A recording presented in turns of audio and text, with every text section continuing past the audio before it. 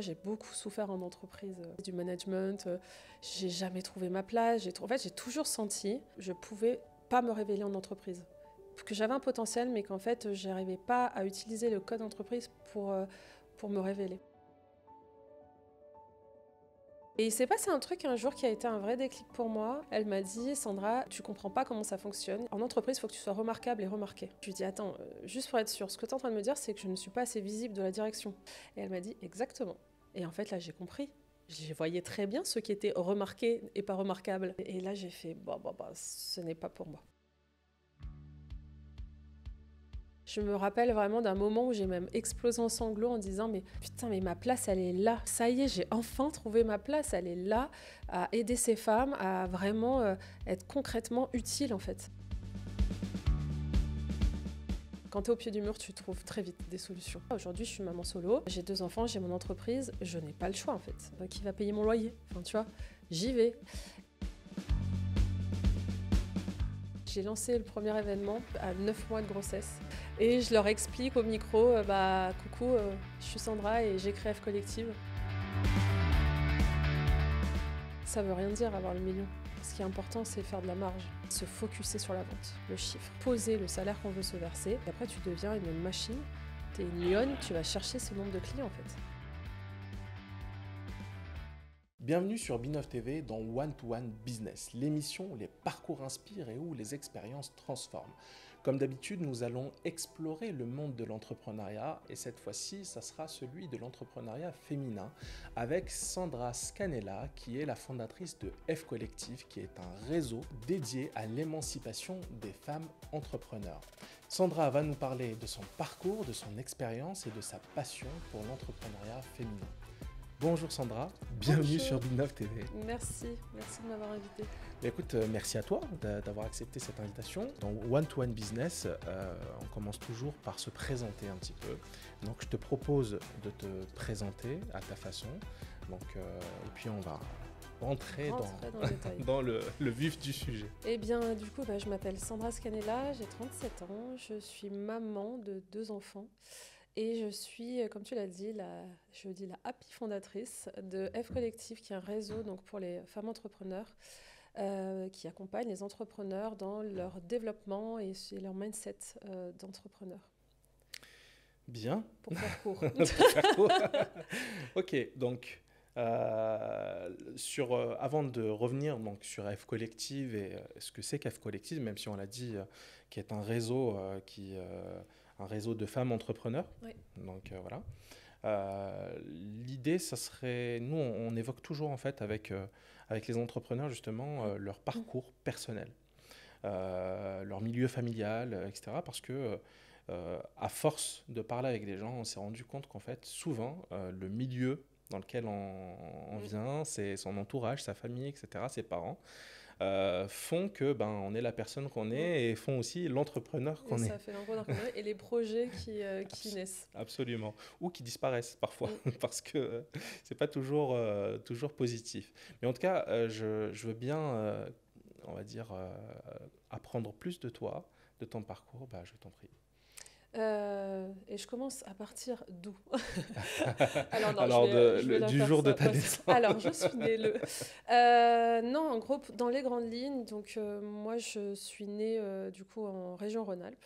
Dans une famille une famille de latine, hein, parce que j'ai un papa sicilien et une maman andalouse.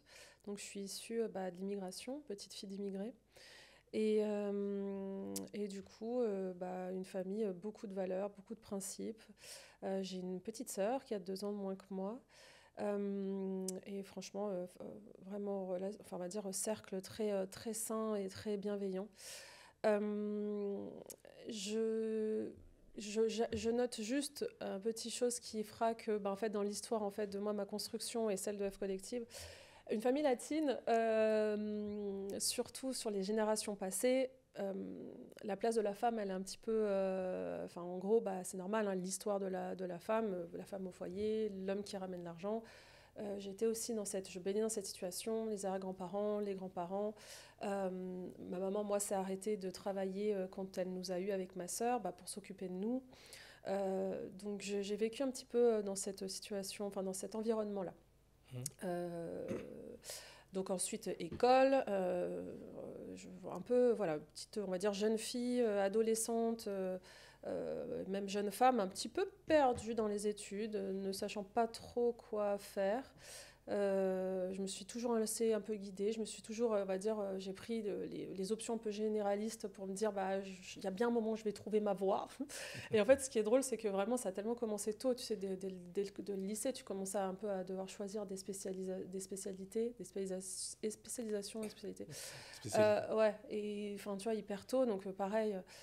Et en fait, ça m'a suivi hyper tard parce qu'après, bah, j'ai fait une école aussi de communication parce que toujours pas ça, aucune idée de ce que je vais faire de ma vie. Et je me suis sentie toujours un petit peu comme ça, un peu genre bah, je vais voir, je verrai sur les opportunités, etc. Et ça a continué dans les expériences professionnelles. À notre époque, ce qui était important, c'est d'avoir de belles références sur un CV, des belles marques. Et moi, du coup, bah, je me focalisais sur ça en disant, bah, en fait, des employeurs, ils vont regarder où est-ce que tu as bossé, quoi. Et en fait, bon, mauvaise stratégie, je pense, bien que ça m'a beaucoup appris, etc. Mais le problème de ne pas se concentrer sur ce qu'on aime faire vraiment et de passer les missions d'un poste derrière la marque, juste pour qui tu travailles, bah, c'est dommage parce qu'en fait, au quotidien, tu fais ces missions. Donc, si tu n'aimes pas forcément... bah, le temps, c'est un peu long. Donc en fait, moi, j'ai de très belles références sur mon CV. J'ai bossé pour des belles boîtes à Paris. Du coup, j'ai fait mes études à Paris. Je suis montée aussi donc à Paris, j'ai oublié de dire ça. Je suis montée à Paris, j'ai fait mes études à Paris et le début de mes expériences professionnelles à Paris. Et le truc, c'est que, bah, en fait, une fois, quand tu te cherches un peu, tu changes beaucoup de travail, souvent. Donc en fait, toutes les années, je changeais. La chose qui était cool, c'est que je sais pas à quel miracle, j'étais très bonne en entretien. Donc malgré le fait que je n'avais jamais fait les missions d'avant, j'arrivais toujours à me faire embaucher. Et du coup, j'ai beaucoup changé. Voilà, tu vois, de 20 ans à 30 ans, j'ai changé, j'ai changé, j'ai changé, j'ai changé, j'ai Dans changé. quel domaine? Bah, c'était toujours lié autour de la communication. Mais tu vois, j'ai travaillé dans les médias, pour de la presse écrite féminine. J'ai travaillé pour un parfumeur, pour le petit-fils de Nina Ricci. J'ai travaillé pour de la mode aussi. Là, c'était plutôt en commercial. Je vendais des collections d'une marque danoise. Donc ça, c'était cool. J'allais souvent à Copenhague, donc ça, c'était plutôt cool. Sauf que bah, le boulot de commercial du porte-à-porte, tu vois, aller de ville en ville avec ta valise et les collections à vendre pour les boutiques, franchement, c'était un travail très dur. J'ai pas kiffé. Et puis après, mon dernier travail, c'est encore dans les médias pour un gros groupe aussi médias où là pour le coup, je devais aller chez Havas, c'était mon client et je devais vendre de l'inventaire vidéo. Okay. Et donc tu vois, bah voilà, je me suis laissée porter, j'ai arrêté, j'allais voir où étaient les opportunités. Du coup, bah ça fait un beau réseau. Enfin, tu vois, du coup, c'est cool parce que bah avec le temps, tu rencontres plein de gens et ça fait un beau réseau. Ça fait un beau bagage professionnel parce que bah, tu touches à plein de choses différentes. Donc ça, c'est le positif. Après, moi, j'ai beaucoup souffert en entreprise. Beaucoup souffert en entreprise, du management. J'ai jamais trouvé ma place. En fait, j'ai toujours senti, déjà étant petite, que j'étais un peu différente dans la façon de réfléchir, réagir. J'étais un peu, je sais pas, un peu à l'ouest, un peu différente. Et pareil, dans le monde du travail, j'ai jamais compris les codes, quoi. J'ai jamais, je me suis jamais, je sentais que je pouvais pas me révéler en entreprise, que j'avais un potentiel, mais qu'en fait, j'arrivais pas à utiliser le code entreprise pour me révéler. Parce que souvent on t'empêchait de le faire ou parce que... Je pense que c'est moi, mes barrières toute C'est seule. toi-même Ouais, qui je pense. t'empêchait de le faire. Et il s'est passé un truc un jour qui a été un vrai déclic pour moi. J'ai fait un déjeuner avec ma N+2 là, dans les médias et elle m'a dit la chose suivante. Elle m'a dit, Sandra, tu comprends pas comment ça fonctionne. Il faut que tu sois en entreprise, il faut que tu sois remarquable et remarqué. Aujourd'hui, tu es remarquable par ton travail parce que bah, j'étais commerciale et tu vois, mes objectifs étaient atteints, mes clients m'adoraient, enfin tu vois, mais tu n'es pas assez remarqué. Et ça m'a... J'ai mis du temps à comprendre, je l'ai regardé, j'ai dit, je comprends pas ce que tu me dis. Et j'ai mis du temps à capter ce qu'elle voulait me dire. Et après, je lui dis, attends, juste pour être sûre, ce que tu es en train de me dire, c'est que je ne suis pas assez visible de la direction. C'est ça que Enfin, je me rends pas assez visible de la direction. Et elle m'a dit, exactement. Et en fait, depuis qu'elle m'a dit ça, elle m'a switché en fait ma vision. Et à partir de ce moment-là, j'ai un peu observé autour de moi. J'ai un peu observé autour de moi les autres. J'ai observé aussi comment ça se passait en réunion. Et en fait, là, j'ai compris. Je voyais très bien ceux qui étaient remarqués et pas remarquables. Et qui, eux, étaient du coup visibles auprès de la direction. Et que eux grandissaient, en fait, Et là, j'ai fait, ce n'est pas pour moi. Mais parfois, c'est pas toujours la bonne formule parce que des fois, quand tu es trop remarqué aussi et remarquable, tu attires la jalousie. Donc, et ça aussi, ça peut être problématique. En fait, c'est un juste milieu à trouver. Ouais, c'est un juste milieu. Et puis, c'est pas que ça. En fait, il y a beaucoup de choses qui sont en lien. C'est-à-dire que tu as aussi l'entreprise, l'environnement de l'entreprise, les fondateurs, les dirigeants, les différents responsables de la structure. En fait, une entreprise saine, généralement, qui a des bonnes valeurs, qui fonctionne normalement, un collaborateur, il monte en fait. Il monte et plus il fait ses preuves, mieux c'est, etc. Mais une entreprise souvent où c'est pas top en termes de management, en termes de valeurs. Finalement, c'est les grosses entreprises qui sont peut-être moins à taille humaine, où tu vois moins peut-être... Ça dépend. Mais dans ton milieu familial, il n'y avait pas d'entrepreneur. Si, moi je baigne dans un environnement d'entrepreneur, parce que mon papa est entrepreneur dans le bâtiment. Et donc, moi, j'ai grandi avec un papa qui est un énorme bosseur. Moi, j'ai une vision de mon père qui va tous les matins au front, quoi. Surtout dans le bâtiment. Moi, des fois, je me plains et je pense à ces gens qui sont sur des chantiers pendant qu'il neige, qui machin. Je me dis, waouh. Et non, j'ai un papa qui s'est battu, qui a travaillé longtemps en entreprise. Et qui s'est battu pour sa liberté. Et aujourd'hui, moi, je suis tellement fière de ce qu'il a accompli parce que, tu vois, il ne savait pas forcément, il n'a pas le bac, il savait ni lire, ni pas. Lire, oui, mais pas très bien écrire. Et aujourd'hui, mon père, là, il vient de partir à la retraite. Et, tu vois, il a sa société qui a grandi, il avait des salariés, c'est un très bon gestionnaire. D'ailleurs, il n'arrête pas de me dire, un bon entrepreneur, c'est un bon gestionnaire. Et moi, je suis très nulle à ça. Et tu vois, il a maison, piscine, voiture, Audi, blabla. Il s'est mis vraiment bien. Par contre, il m'a inculqué le travail. Parce que moi, je l'ai vu partir au front tous les matins, 5h30, à le lever avant tout le monde. Il partait, qu'il pleut, qu'il vente, qu'il neige. Et il y allait. Et des fois, moi, je l'ai suivi sur des journées. Et je me dis, mais ces journées qui se tapent, et il rentre tard, et il retourne, et non, mon père. Et il se plaint. Oh, ouais, des douleurs au dos. Il se plaint tu vois, maintenant je suis entrepreneur, je comprends tellement de choses aussi. Des moments, tu rentres à la maison, t'es crevé, t'es vidé, t'es inquiet. T'as des soucis, tu vois, t'as des salariés, donc t'as des soucis aussi de gestion de personnel, des clients, de rentrer, de la visibilité sur sa trésor, des trucs, voilà. Et puis, voilà, toi, tu sais pas, quand t'es enfant, tout ça, et maintenant, tu comprends, tu te dis, putain, c'est un délire. Donc, non, moi, et le truc, on en rigole beaucoup maintenant, c'est que mon père, il a un discours très virulent sur, en fait, faut y aller, faut aller au front, faut se battre, tu vois, et moi, je sais que j'ai ce discours pour moi, et je le répercute aussi sur mes clientes, allez, battez-vous. Ah ouais, c'est une bataille, c'est au quotidien. De toute façon, quand on est entrepreneur, tu le sais, tu le sens. Il faut des fois, ça va pas, des fois, t'as pas envie, des fois, tu doutes et machin, mais en fait, faut pas lâcher. Et des fois, je suis un peu virulente. Donc, et je me dis, putain, mais mon père a créé un monstre. Et on en rigole vachement. Tu vois, dès que je lui dis, je lui parle vachement. Je lui dis, voilà, je suis inquiète, machin. Et lui, il est bah. Et ma mère, elle fait, mais arrête de lui parler comme ça. Et en fait, ouais, je suis la copie de mon père en fille. C'est vrai, c'est fou. Bon. Et rigolo parce que mon père, qui est du coup italien, un peu macho, blablabla, il nous a pas du tout élevés dans ces codes-là. Moi, c'est ma fille, vas-y, le travail, gagne ton argent. Il a 2 filles. Et il a 2 filles. Ouais. Bon, du coup.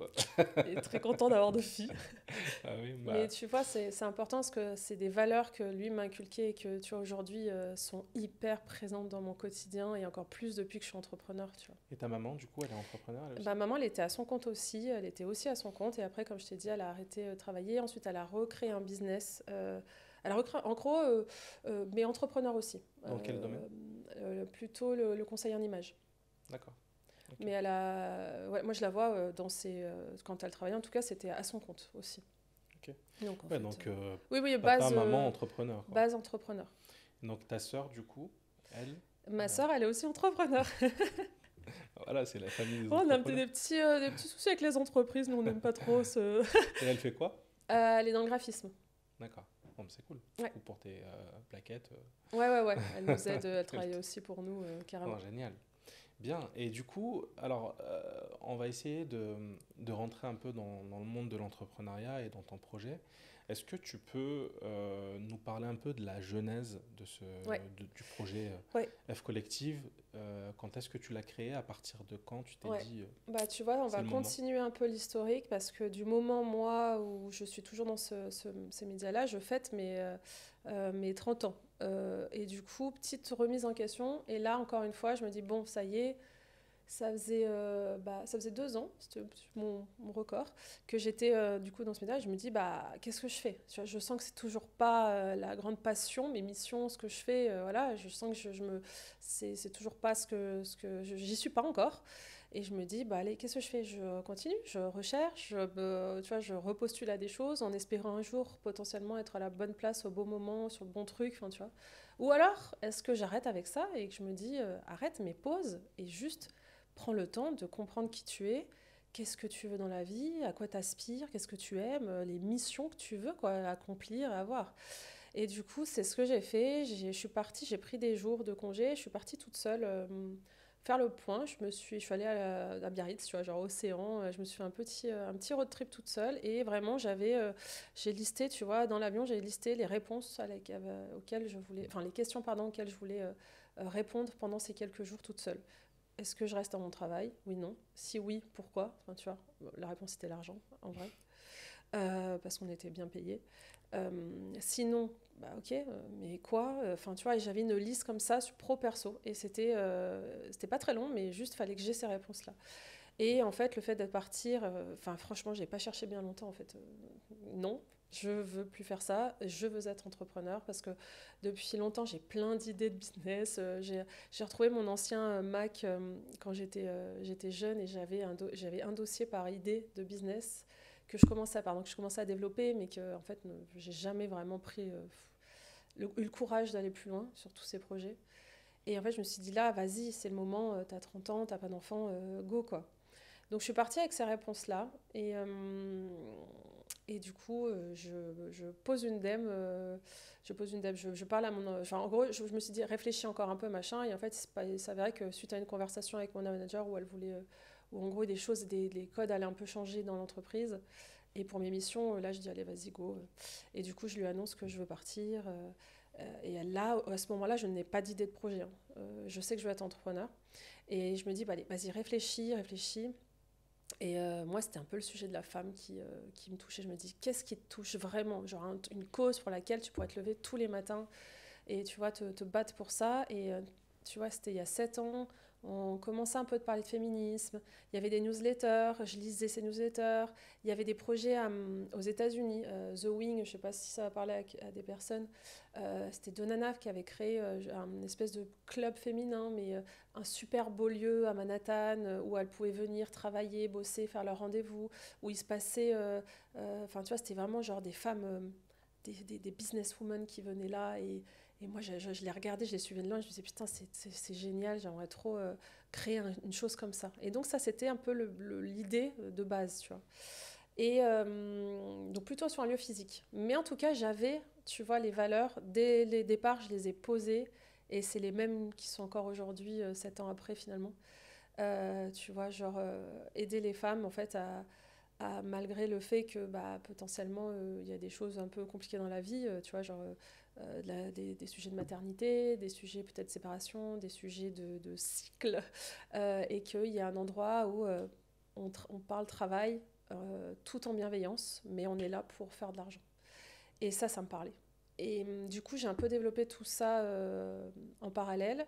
Je suis sortie de mon entreprise et je me suis mis à fond dans ce projet. Et voilà, et en fait, ça a commencé comme ça, c'était un lieu physique à la base. D'accord. Donc, business plan, blabla, j'ai fait tout le business plan qu'il fallait pour ouvrir ce lieu. Et ensuite, j'ai déménagé de Paris parce que c'est aussi une prise de conscience que j'ai eue pendant ces quelques jours en disant Paris, c'est bon. Enfin, voilà. Et du coup. Souvent, on fait l'inverse. Ouais, souvent on fait l'inverse. Mais On moi, vient je à viens pas de Paris pour Paris. entreprendre. Ouais, Oui, oui. Ouais, mais moi, je viens pas de Paris. Donc, en tout cas, tu sais pourquoi c'est le projet maternité aussi qui était pas encore là, mais qui était dans pas longtemps. oui. Et moi, je me voyais pas faire d'enfant à Paris. C'était clair et net. C'était, je sais pas, je ne me demande pas pourquoi, parce que y a pas de. Mais voilà. Et du coup, on est parti à Lille. C'est là où était la famille de mon ex-conjoint, donc le père de mes enfants. Et c'est là je me suis dit, bah, c'est plutôt cool, c'est une ville qui est très dynamique, c'est plutôt à taille humaine, donc créer un lieu physique, pourquoi pas, c'est cool. Et là, j'ai commencé à visiter des locaux. Le projet était quand même un peu, enfin tu vois, je Ouais. m'étais un peu Tu voulais donnée. vraiment. Ouais, j'avais commencé à rencontrer des banques, enfin j'avais vraiment les tableaux financiers et tout. Et en fait, je suis tombée enceinte à ce moment-là. Et là, du coup, bah, grosse remise en question. Un projet, un lieu physique, tout en étant enceinte et après devoir être. Bah, évidemment, je voulais être ouverte 24, calme-toi, Sandra, 7 jours sur 7. C'était pas compatible. Ouais. Et du coup, j'ai dit écoute, c'est pas grave, mets en pause, vis ta grossesse.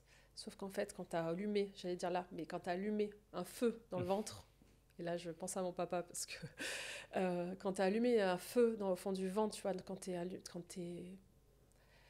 t'es prise de passion par ton projet, en fait, Tu veux pas lâcher, quoi. bah non, mais enceinte, pas enceinte, t'es là, et puis t'y penses, et tu t'y penses, et putain, c'est trop con.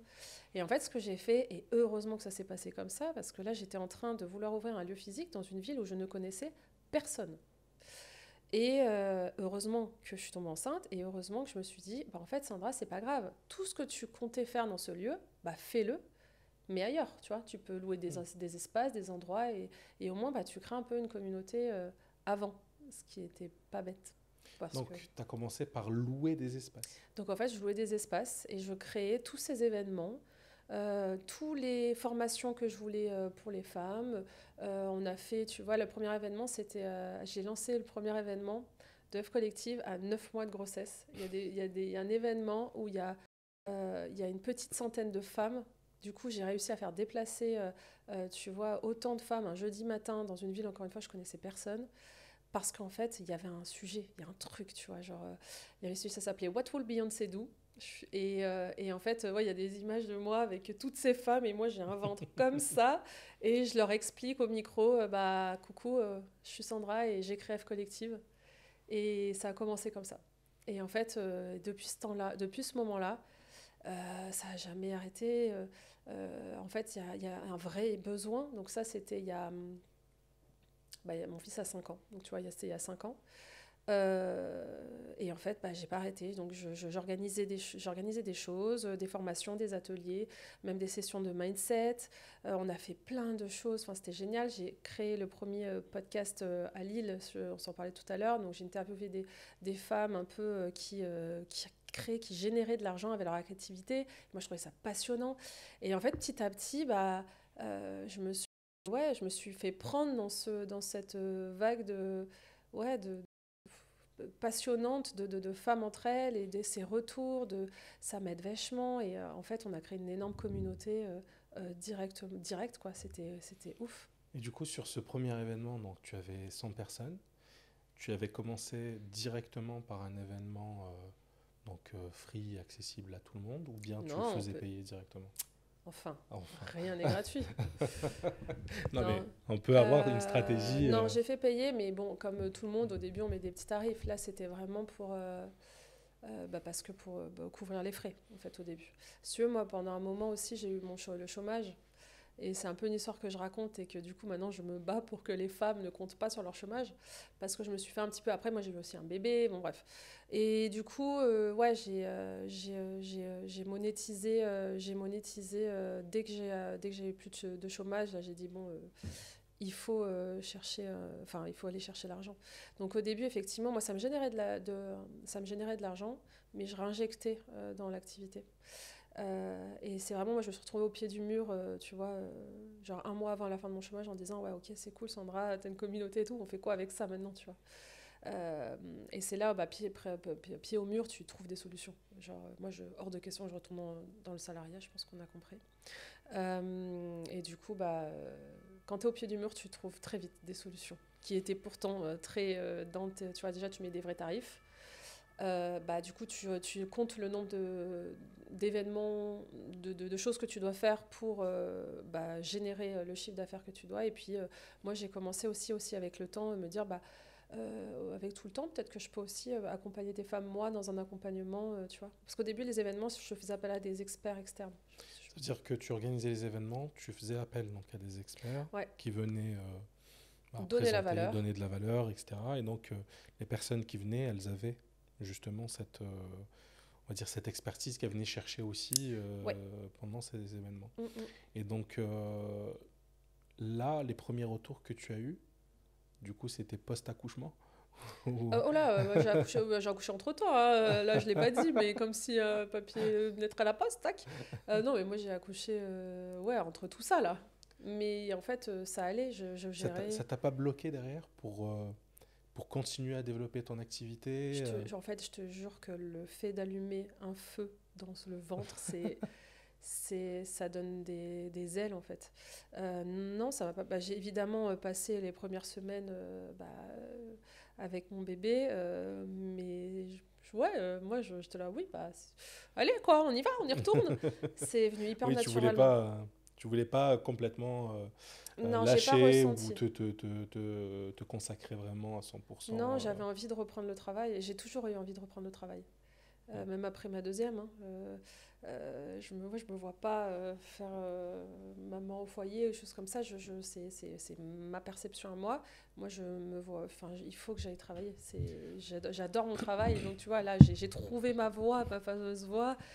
J'ai trouvé ma place, j'ai trouvé mon sens. Je sers à quelque chose. Et en fait, aujourd'hui, ça fait partie de mon équilibre. Il faut que j'ai, tu vois, autant de temps, famille, travail. Mais c'est important. Donc non, je suis retournée rapidement. Enfin, j'ai pas vraiment arrêté. Hein. la première, tu continuais. le premier bébé à la maternité, je bossais. On avait un événement. En plus, j'ai accouché le jour où on avait un événement, donc il fallait que j'organise. Donc qui va aller animer à ma place, blablabla. Donc à la maternité, j'ai géré ça. Et, tu gérais ça à la maternité? Ouais. Mais ça allait. C'est vrai? Mais en fait, c'est juste que j'avais organisé quelque chose et qu'il fallait. Du coup, j'ai accouché. C'était pas prévu. Enfin bref, il fallait juste que je gère un petit logistique. Mais ça s'est très bien passé. Hein. Après, j'ai arrêté un petit peu. Accouché, tranquille. J'ai accouché. Ma deuxième, j'avais une équipe. Donc mon deuxième bébé, j'ai vraiment lâché. Tu vois, genre, j'avais pas d'ordinateur à la maternité. J'ai vraiment profité. Mais ouais, je pense que ça dépend. En fait, si tu veux, je pense que ça dépend de où t'en est ton projet, et il faut s'écouter en fait. Parce que tu vois, ma deuxième, je me suis dit, là, au bout de tant de temps d'F collective, je m'épose, j'ai envie. Et j'ai une équipe, j'ai des gens qui gèrent sans moi, ça tourne. Donc, tu vois, je me dis, voilà. Et je suis revenue quand moi, j'étais... tu vois, j'ai relu, j'ai vraiment même pas lu mes mails pendant toute la durée de la maternité, les quelques jours après, et je suis revenue quand moi, je me sentais OK de remettre un peu le nez dans les mails, dans les machins, petit à petit, quoi.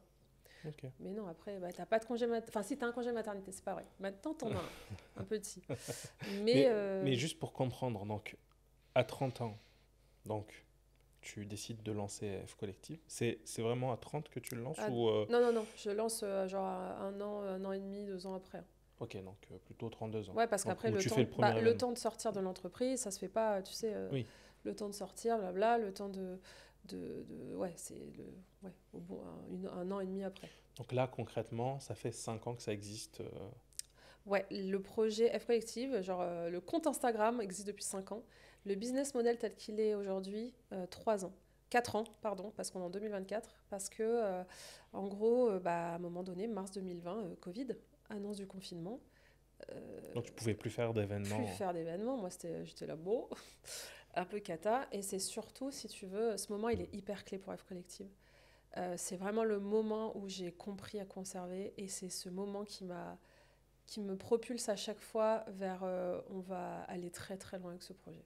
Si tu veux, ce moment, j'ai pensé à moi tout de suite en disant, genre, tu regardes le président qui t'annonce confinement.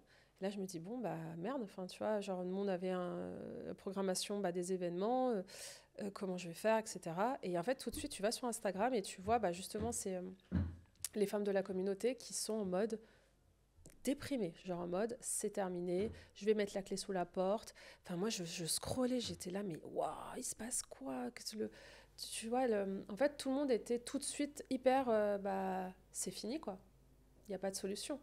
Et là, moi, je me suis dit, waouh, Sandra, j'arrête pas de dire ça, genre tu te pavanes à dire que tu es la power place pour les girl boss. Là, il y a des femmes, il y a des centaines de femmes entrepreneurs qui sont du coup hyper défaitistes sur leur situation. Là, il faut les aider. Et c'est ce moment clé qui a été déclencheur de tout. Parce qu'en fait, tout de suite, j'ai un peu cette sensation d'avoir mis, tu vois, mon masque et ma cape.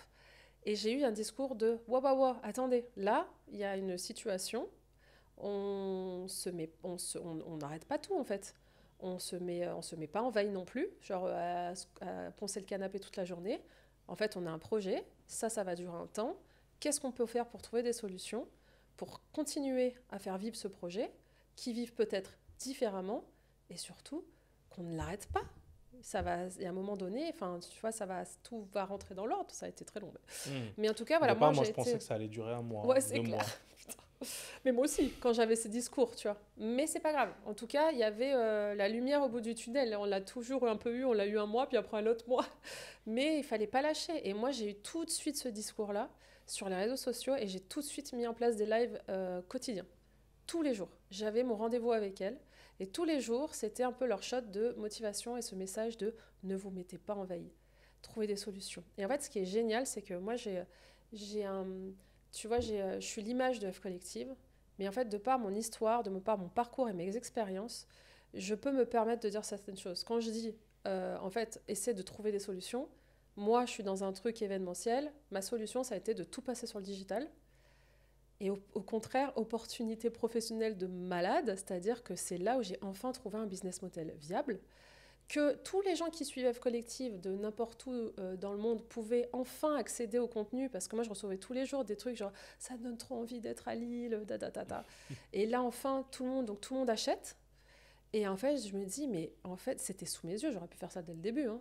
Mais en fait le fait d'être bloqué, de dire réfléchis Sandra, comment tu peux, et en fait limpide, simple. Et en fait elles ont toutes trouvé des solutions. Tu vois, même il y avait des restauratrices, dac, je le mets du emporté. On a vraiment essayé de rester en action pendant toute la durée du confinement. Et en fait, et là, j'ai créé un vrai truc avec elle. Je me rappelle vraiment d'un moment où j'ai même explosé en sanglots en disant, mais putain, mais ma place, elle est là. Enfin, tu vois, ça y est, j'ai enfin trouvé ma place. Elle est là, à aider ces femmes, à vraiment être concrètement utile, en fait. Et en plus de leur servir un peu quelque chose, tu vois, c'est pas genre faut faire ci, faut faire ça, de se dire, mais en fait, regardez, moi j'ai trouvé une solution. Et tu vois, dans toutes les valeurs et le message, tu vois, on parlait un peu des messages un peu, des fois, un peu virulents, je me permets de le faire parce qu'en fait, de par mon histoire, je les bouscule. Je bouscule. Tu vois, là, aujourd'hui, je me dis, en fait, on est team no excuses. C'est aller, quoi. Moi aujourd'hui du coup je me suis séparée du père des enfants, ça a été une séparation pas du tout ça a été horrible pour tout le monde, enfin vraiment ça a été atroce. Moi la première mais parce que en tant qu'entrepreneur en fait il faut être au top tout le temps, donc en fait tu as des moments de vie etc, mais en fait voilà, aujourd'hui je suis maman solo. J'ai 2 enfants, j'ai mon entreprise, je n'ai pas le choix en fait. J'y vais. Et qui va payer mon loyer? Enfin, tu vois, j'y vais. Et ça, voilà, c'est un sujet qui me touche beaucoup parce qu'il y a beaucoup de femmes entrepreneurs qui vont... On commence à aller dans les sujets sensibles. Il y a beaucoup de femmes entrepreneurs, tu vois, qui vont peut-être compter sur le salaire du foyer. Par exemple, sur un salaire du conjoint ou de la conjointe qui est qui est en contrat. Et en fait, ouais, l'indépendance financière, c'est pour ça que moi je me bats aussi pour ça, parce que elle a un sens. Même si un couple c'est une équipe, un foyer c'est une équipe, c'est, tu vois, carrément qu'on gère comme. Mais par contre, il faut pouvoir, tu vois, moi j'ai pu partir quoi. Et parce que je gagnais mon salaire avec F Collective, j'étais entrepreneur, je gagnais mon salaire Et j'ai pu partir, j'ai pu me reprendre un appartement, j'ai pu racheter tout ce qu'il faut racheter pour l'appartement. Tu n'étais pas dépendante Je n'étais d'une pas personne. dépendante d'une personne. Et ça change beaucoup de choses, tu vois. Moi, je peux, tu vois, aujourd'hui Et sur le... toutes les femmes n'ont pas, on va dire, toutes les femmes ou les hommes d'ailleurs, n'ont pas cette force aussi de se dire, ou allez, je me force à y aller, je me force à le faire, ou la force d'esprit ou le bagage, on va dire, pour vraiment réussir ça. Je pense par exemple à des femmes parfois qui ont été, on va dire, femmes au foyer quasiment pendant une bonne partie de leur vie. Et finalement, le fait de passer Ah sur la ouais, c'est partie dur. entre, c'est quand Tu même sais très dur. pourquoi? Donc, Ce qui est dur, c'est quand tu passes dans une période d'inaction et qu'il faut te mettre en action. C'est ça qui est dur. enfin, elles sont en action à la maison, Ah oui, mais non, je te parle parce de que gérer une professionnel. maison aussi, enfin, les Ah non, enfants et ne tout. m'en parle pas. Moi, Oui, les mamans au foyer, c'est les bestes. C'est une gestion. Moi je lâche tellement de trucs en disant ça je peux pas. je choisis mes batailles parce que sinon, c'est un truc de fou. Clairement. Mais par contre, je te parle du travail. C'est-à-dire que bah, si tu es maman au foyer, c'est peut-être que tu as eu des expériences professionnelles avant, tu avais un métier avant. Tu décides de te mettre en veille. Oui, Ce qui est dur, c'est la mise en veille.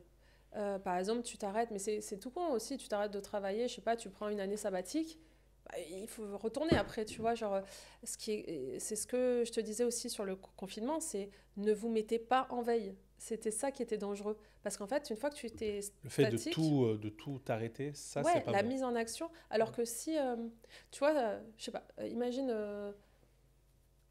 je sais pas, un coureur par exemple, bah en fait de commencer comme ça et te mettre à sprinter tout de suite, ça va être plus compliqué que si tu avais commencé à Oui, toi aller doucement. t'échauffer et partir vite après. Hmm. C'est plus compliqué. Donc c'est ça qui est dur, pour moi c'est la mise en veille, le stop, le néant, de passer du néant à l'action, parce que mentalement il faut se dire allez j'y vais. Et ça c'est dur parce que c'est juste un déclic à avoir, mais ce déclic il est tellement dur à avoir. Et, euh, et voilà, c'est ça pour moi le... Hmm, je comprends. Mais du coup, donc pendant 2 ans, donc c'était donc ton modèle au final c'était toujours les événements et tu fais payer les Bah en événements. fait j'ai mis en... Et avec le Covid, Oui, voilà, déclic, déclic. tu fais payer des abonnements. Je fais payer des abonnements et en fait aussi le système d'abonnement, miraculeux ce système. C'est-à-dire qu'effectivement, moi il fallait à chaque fois que je remplisse tu vois, des événements en one shot, remplir. Tout était toujours rempli, donc je pense que bah, tu vois, là j'ai aussi vu que j'avais une facilité dans le marketing, dans la communication, où il y avait un truc qui se passait qui parlait bien. Euh, et aussi l'image d'œuvre collective qui était un peu, qui dépoussiérait peut-être un peu des choses qui existaient sur des aides pour les entrepreneurs. Tu vois, un truc un peu plus énergie, pétillant, et qui plaisait bien aux entrepreneurs. Et effectivement, en fait, là, le business model, c'est en fait finalement ce qui est aujourd'hui, tu vois, c'est un système d'adhésion. Tu as accès à une communauté d'entrepreneurs, tu as accès à du contenu, des ressources, tu vois, c'est un programme qui te permet de comprendre comment, bah, c'est cool hein, de se former à une profession, parce il y a beaucoup de nos membres qui sont issus de la reconversion, tu vois, même post-Covid, tu vois, le Hmm. nombre de personnes qui ont quitté du salariat pour... Mais en fait, entrepreneur, ça s'apprend. Générer de l'argent avec une activité, ça s'apprend. Et du coup, nous, on essaie vraiment, depuis le début, de mettre des choses concrètes. Ce n'est pas que en discutant entre les entrepreneurs, ça c'est hyper important, mais d'apporter quelque chose de très concret sur du OK, comment je monétise mon activité. Et donc là, la formule, bah, en fait, ouais, c'était formule d'adhésion. Tu as accès, donc moi j'anime un coaching tous les mois, pilotage, objectif de CA. Voilà, je les bouscule un petit peu. Genre, c'est pas genre. Nos membres à nous, nos clientes, c'est vraiment des personnes qui ambitionnent de vraiment se verser un bon salaire avec leur activité. C'est pas peut-être une activité loisir à côté, tu vois, genre. Hmm. Ouais, c'est C'est vraiment l'idée, c'est de gagner sa vie de derrière, gagner sa vie avec de pouvoir. ouais, Et tu as toute typologie de de profession. profession, de profil, Ouais. ou c'est vraiment axé start-up, ou c'est vraiment. Non, tout accès, c'est vraiment multi-profession. Et en fait, c'est génial de voir que il y a des métiers qui en inspirent d'autres, tu vois. Je pose notamment aux archis. Il y a des métiers qui sont un peu cloisonnés dans ce qu'elles peuvent mettre en place. Je te parle, pardon, des archis. Elles peuvent pas communiquer comme elles veulent. Des sages-femmes, elles peuvent pas communiquer comme elles Pourquoi? veulent. Elles sont prises du, comment ça s'appelle, Pourquoi il y a une règle spécifique? ouais, c'est pas protocole, c'est... Il y a un truc qui leur interdit, elles peuvent pas communiquer comme elles veulent. Alors, les architectes ne peuvent pas communiquer comme elles veulent. Ah. Et du coup, l'idée, c'est de Pour les trouver médecins et les avocats, petites... je Voilà, bah, suis au courant, mais c'est pas dans trop, la même idée. Ok. Et c'est de se dire, ok, avec ces contraintes-là, comment je peux faire quand même pour trouver des idées? Et en fait, c'est en se nourrissant des autres métiers. Ah ouais, toi, il y a ça qui marche, ça, j'ai le droit, je vais essayer de faire comme ça. Et en fait, c'est génial de voir à quel point tout le monde nourrit, toutes les professions nourrissent tout le monde. Enfin, c'est génial de voir ça. Donc nous, puis on n'a pas à dire, bah non, il nous faut tu vois, genre une avocate, une graphiste, Oui, Et puis des fois, elles se créent des groupes, tu vois, genre les graphistes entre elles, des fois, tu as envie t'as des graphistes de partout dans la France, tu as envie d'ouvrir une discussion, un moment, genre 1 heure, où on discute entre graphistes. Ou alors, on discute 1 heure sur un sujet précis et qui vient de n'importe quelle profession, tu vois. Et donc, voilà, c'est un peu le... Et puis on peut même s'entraider parfois, ou s'envoyer des clients, ou Exactement. ce genre de choses. Donc ça peut... Ah ouais, ça bosse entre elles. Hein, ouais, c'est bien. Et tu vois, depuis le début, du coup, c'est exactement ce que c'est aujourd'hui. Alors, on a amélioré l'expérience, on a amélioré la plateforme, on a amélioré les contenus, les ressources. Bah, là, on est passé maintenant à une expérience. Et tu vois, petit à petit aussi, normal, on augmente aussi le tarif. Enfin, on a augmenté aussi les tarifs de l'adhésion, mais parce que là, voilà, on a professionnalisé tout ce que moi j'ai fait. Tu vois, j'ai fait une plateforme en ligne toute seule. Enfin, j'ai tout fait toute seule, tu vois. Et les gens achetaient. C'est ça qui était ouf. Les gens achetaient. J'étais là, waouh, mais les gens ils achètent. Mais ils achètent, c'est toi, Sandra. Enfin, tu vois, c'est réaliser ça en fait finalement.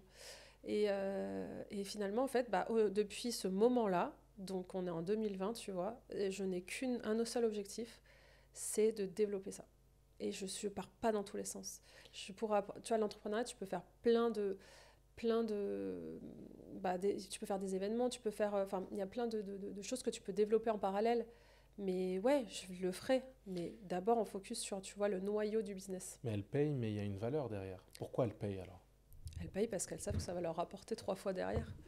Alors d'accord, ça c'est la promesse. Ouais. Mais quelle est la valeur, on va dire, que tu présentes, réelle et concrète, quand elles adhèrent finalement à F Collective? Qu'est-ce qu'elles trouvent, à quoi elles ont accès, quoi? Ouais. Elles ont accès alors déjà à cette fameuse plateforme qui, en fait, quand on travaille, il y a beaucoup des femmes que du coup nos clientes, elles travaillent de la maison, toutes seules de la maison. Et ça, c'est fatal, tu vois, c'est comme l'inaction. T'as la solitude, c'est aussi... La solitude te met aussi dans un truc de...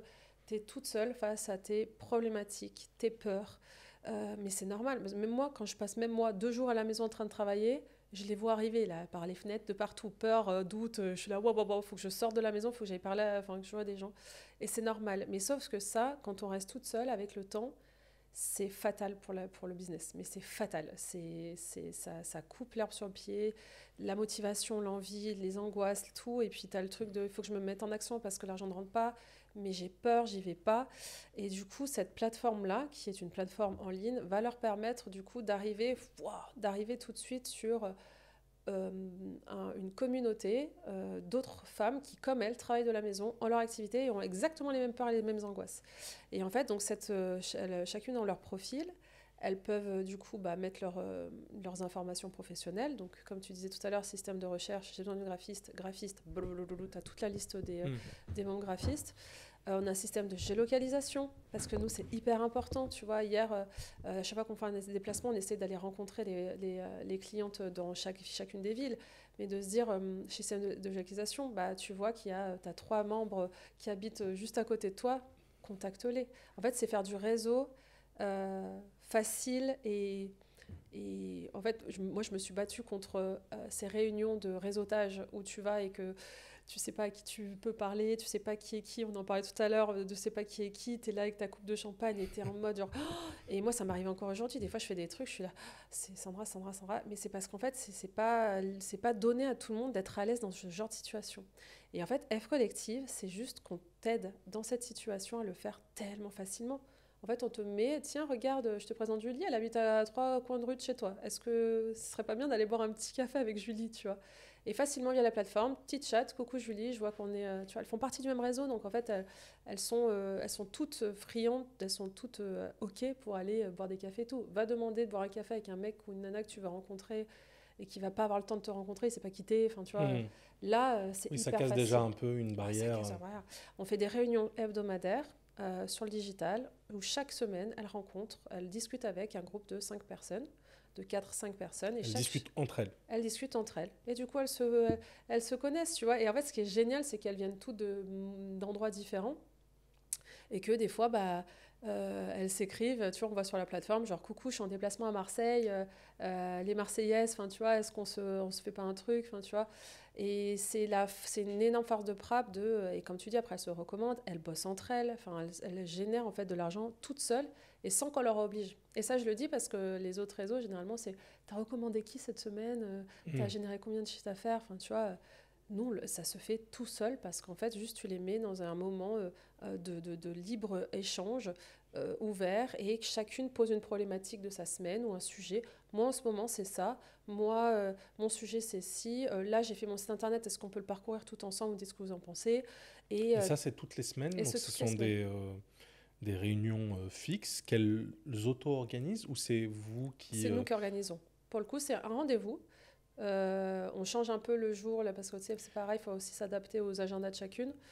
Donc, toutes les semaines, on organise il y a la réunion, on appelle ça les e-post-déj, les e-post-café, parce qu'en fait, on part du principe qu'on est un e-coworking, finalement, tu vois. Même si tu es de la maison, tu allumes F Collective, tu es dans le bureau F Collective, et toute la journée, tu peux aller voir, enfin, il faut travailler, mais tu vois, genre le matin, tu y vas, le midi, tu y vas, mais tu essaies t'échanges avec les nanas, D'accord. Mais du coup, j'essaie juste de comprendre.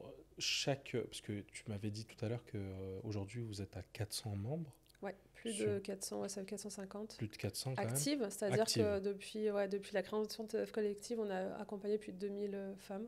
C'est quand même incroyable, c'est super. Ouais, c'est cool. Bravo. Et donc, sur ces 400-là, toutes les semaines, elles ne participent pas toutes.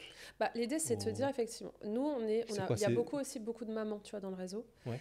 Et c'est de se dire, on essaie de s'adapter aux emplois du temps de chacune et que ce ne soit pas le contraire. C'est pas genre tous les mardis matins, à 7h, tu as rendez-vous à l'autre bout de la ville, c'est une contrainte, tu vas pas y aller, et franchement, tu vas pas y aller, c'est chiant.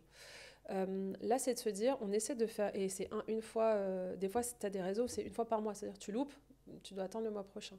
Là, c'est de se dire, on met en place des réunions hebdomadaires. Effectivement, il y a peut-être une semaine où tu es en rendez-vous clientèle, où il y a un truc que tu peux pas... c'est pas grave, tu as celle d'après. Ou alors, c'est pas grave, tu as celle où que les membres s'organisent entre elles. Enfin, tu vois, il y a toujours un truc. Je pense que quasi toutes les semaines, il y a plusieurs trucs qui sont organisés. Mais toi, quand tu les organises sur chaque ville au final ou Non, c'est sur le digital. Oui, non, mais d'accord. Mais c'est-à-dire chaque entrepreneur par corporation ou par... Au hasard. Au hasard. En fait, pas au hasard, c'est-à-dire que... Quand tu me disais 4-5 personnes. Ouais, c'est 4-5 personnes. Comment le... En fait, elles viennent toutes au rendez-vous. On se dit, là, sur ce rendez-vous-là, je sais pas, on est 200. Okay. Et après, nous, on les divise techniquement. Tu sais, c'est après que vous les divisez. Ouais, on les divise par petits groupes de 4-5 personnes. Et donc, tous les semaines, tu rencontres des membres différentes. Tu discutes, etc. Et après, tu vois, il y a des fois où elles se retrouvent, elles vont discuter ensemble. Elles continuent les échanges qu'elles ont commencé via la plateforme sur le chat ou directement sur leurs réseaux sociaux où elles s'appellent, tu vois. Et c'est comme ça qu'on fonctionne, en tout cas sur la partie réseau. La géolocalisation, elle marche, c'est génial parce que c'est la... Tu vois, hier, je disais, là, on est en déplacement à Paris. Là, on a vu des membres, elles se connaissent, elles se sont déjà vues en vrai. Mais c'est génial de se dire, putain, c'est grâce à toi que ces filles-là, aujourd'hui, ne se sentent plus seules. Elles se voient, elles travaillent ensemble une fois par semaine physiquement. Enfin, tu vois, c'est incroyable. Donc, la partie réseau, elle se passe comme ça, principalement chez F Collective. Et donc, au-delà de cette partie réseau, de rencontrer du monde, etc., qu'est-ce que vous apportez? Il y a la partie coaching et la partie formation. On essaie de se dire, quand tu es entrepreneur, qu'est-ce que tu as besoin? De toute façon, quand tu deviens entrepreneur, tu commences à être bombardé de publicité de partout. Qu'est-ce que c'est? On te propose, c'est soit des réseaux d'entrepreneurs, soit du coaching, ou soit de la formation. La formation te bombarde. Et du coup, de se dire, ok, l'idée, c'est quand tu es entrepreneur, il faut que tu puisses choisir entre tout ça. Il faut savoir où aller, à qui s'adresser. Il y a tellement de choses aujourd'hui qui existent, c'est hyper dur. Enfin, franchement, c'est hyper compliqué. Nous, on s'est dit, ok, mais en fait, il faut tout qu'on centralise au même endroit. Du réseau, du coaching, de la formation. Comme ça, en fait, il n'y a pas à aller dans tous les sens, tu restes focus. Et du coup, le réseau, on en a parlé. La partie coaching, moi j'anime un coaching, du coup je l'ai dit tout à l'heure, mensuel, du coup c'est tous les premiers mardis de chaque mois, c'est vraiment 1 heure pour prendre de la hauteur sur l'activité, faire le bilan du mois passé, établir les objectifs du mois à venir. Ce qu'on s'est rendu compte, c'est que le problème principal, c'est que si tu ne te fixes pas d'objectif, si tu ne sais pas où tu vas aller, tu ne vas pas te mettre en action pour aller chercher ce que tu veux atteindre, parce que tu l'as pas annoncé. Donc déjà, la base de la base de la base, c'est petit 1, tu es entrepreneur, tu as une activité, tu es prêt, ok, tu veux gagner combien là, ce mois-ci? Et je te promets que je crois qu'il y a 1 personne sur 100 qui nous répond à ça. Je suis pas sûre que ce soit vraiment féminin ou pas, ça pour le coup. C'est Non, ça c'est... ouais, je pense que c'est entrepreneur quoi. Les hommes, on est pareil. Mais c'est en fait, allez, ça y est, hop, tu as ton activité, tu t'es formé, c'est bien, bravo, t'as fait tes statuts, tes trucs, c'est bon, tu peux facturer, allez, on y va. Bah, tu veux quoi? Enfin, tu vois, tu vas atteindre quoi? Et voilà, premier mois, premier trimestre, les 6 premiers mois. Et ce moment qui va les obliger un peu à prendre leur posture de chef d'entreprise. Et ça, c'est des coachings en groupe? Ça, c'est le coaching en groupe. C'est moi qui fais mon petit... c'est ces moments où je suis un peu excitée. Et ça, je l'ai fait depuis le tout début 2020. 1 fois par mois, ce moment coaching. Et c'est le moment que les membres, elles adorent. C'est leur rendez-vous où elles vont piloter l'activité. Elles prennent de la hauteur. Et tu sais, on est aussi très en pleine conscience de... on peut se dire, je leur dis, on fait le bilan, le chiffre, ok, t'es dans les choux, ok, t'as pas géré tes objectifs, ok, c'est pas grave, juste on prend conscience, il s'est passé quoi? Et moi, je leur dis à chaque fois, si tu dis juste, bah je prends conscience qu'en fait le mois d'avant, bah, j'ai complètement, je vais pas dire de gros mots, mais j'ai fait n'importe quoi, c'est moi, j'ai pas fait mes priorités et tout, c'est ok, juste on en prend conscience et on essaie de s'autodiscipliner pour le mois d'après. Et du coup, on a un système où voilà, on dit, on fixe des objectifs et chacune, tu vois, comme c'est les écrans, on fait pouce en l'air, celles qui ont atteint l'objectif, pouce au milieu, genre j'ai avancé, mais franchement, objectif, on peut pas dire que je l'ai atteint parce qu'on pose des objectifs chiffrés. Et pouce en bas, c'est genre, franchement, Sandra, j'ai rien. Enfin, et c'est pas grave. Et on essaie de se dire, tu vois, de féliciter celles qui l'ont fait. Tu vois, ça veut dire que c'est des gens qui sont autodisciplinés, qui se sont dit, ça, c'est un objectif que je vais atteindre ce mois-ci. Bam, bam, bam, elles ont tout envoyé, donc c'est cool. Et essayer d'analyser pour les autres. Donc ça, c'est un rendez-vous qu'elles ne loupent pas. Tout, tu vois, c'est live et replay. Pareil, on s'adapte à l'emploi du temps. Donc elles peuvent assister après si elles sont pas là au replay. Mais tu sens pas parce que dans le live, il y a les membres, elles commentent, enfin il y a tout un chat et elles sont on fire et tu sens l'énergie collective. C'est que sur chat, elles prennent pas la parole directement. Pas à ce moment-là. C'est le seul moment où, en fait, on est trop nombreuses. Quand tu as 400 personnes, tu peux pas. Pas à ce moment-là.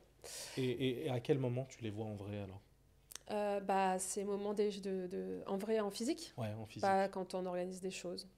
Et ça, du coup, c'est dans ton plan, tu organises des événements tous les quoi? On n'en fait pas encore. Parce que il faut aller de partout en France, que moi du coup j'ai eu un bébé il n'y a pas si longtemps et c'était pas encore compatible. En revanche, elles ont la possibilité, elles sont poussées par l'équipe, elles sont accompagnées par l'équipe à se voir en vrai, d'organiser. Tu vois, il va y avoir des choses, elles déjeunent ensemble. Tu vois, il y a Biarritz, Lille, Marseille, machin. Enfin, on essaie vraiment de faire en sorte, et même dans les petits villages, de se dire, allez, on se bouge les fesses et on va aller dans la ville la plus proche pour aller déjeuner avec des membres du réseau, tu vois. Hier, on a fait un événement à Paris. Il y a des membres qui ont pris un train à 5h du mat pour être avec nous et passer du temps avec les membres du réseau F Collective. No excuses. Enfin, tu vois, on y va. On est dans cet entrain-là de vouloir créer de l'énergie ensemble, tu vois. C'est cool. Et t'as pas justement un peu de reproche par rapport au fait que ça soit moins physique? Ouais, que ça soit moins physique. Et des raisons physiques, il y en a beaucoup. Parce que période Covid, je comprends, mais c'est vrai que maintenant, on essaie quand même souvent de repartir un peu dans le monde du réel. Ouais. Est-ce que c'est quand même en projet? Parce que c'est juste une phase pour le moment et que derrière... Moi, mon projet de base, il n'est pas enterré, mort et enterré. Hein. Mon truc de le physique, c'est Oui, pas, t'as commencé c'est par ça un peu. carrément pas la priorité. Il faut pas partir dans tous les sens. Et j'ai pas l'équipe. Et pour l'instant, je m'autofinance. Donc, faut pas partir dans tous les sens. Et on a tellement un boulevard sur notre moyen de faire aujourd'hui. On est différent par rapport à ça. Des réseaux en physique, il y en a plein et de présents de partout, dans toutes les régions, de partout. Hmm. Donc, ça dépend. Généralement, ça dépend. Il y a des personnes qui testent le physique comme ça et que quand elles voient qu'elles loupent des réunions et qu'elles sont pas là, elles viennent chez nous. Parce que nous, on va s'adapter aux emplois du temps. Et ça va être tout est là, tu vois, à portée de main, tout est là, etc. Et moi,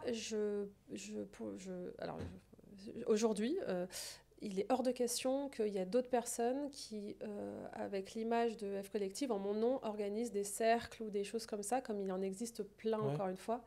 Parce que, en fait, les valeurs qu'on prône, tu vois, on fait tellement attention avec l'équipe à tellement de choses pour que ça reste cohérent, qu'on se sente, tu vois, que les membres, elles le ressentent. Même si c'est ton équipe, parce que tu m'as dit que tu as 10 personnes aujourd'hui, elles font quoi du coup Alors, les 10 personnes, il y a...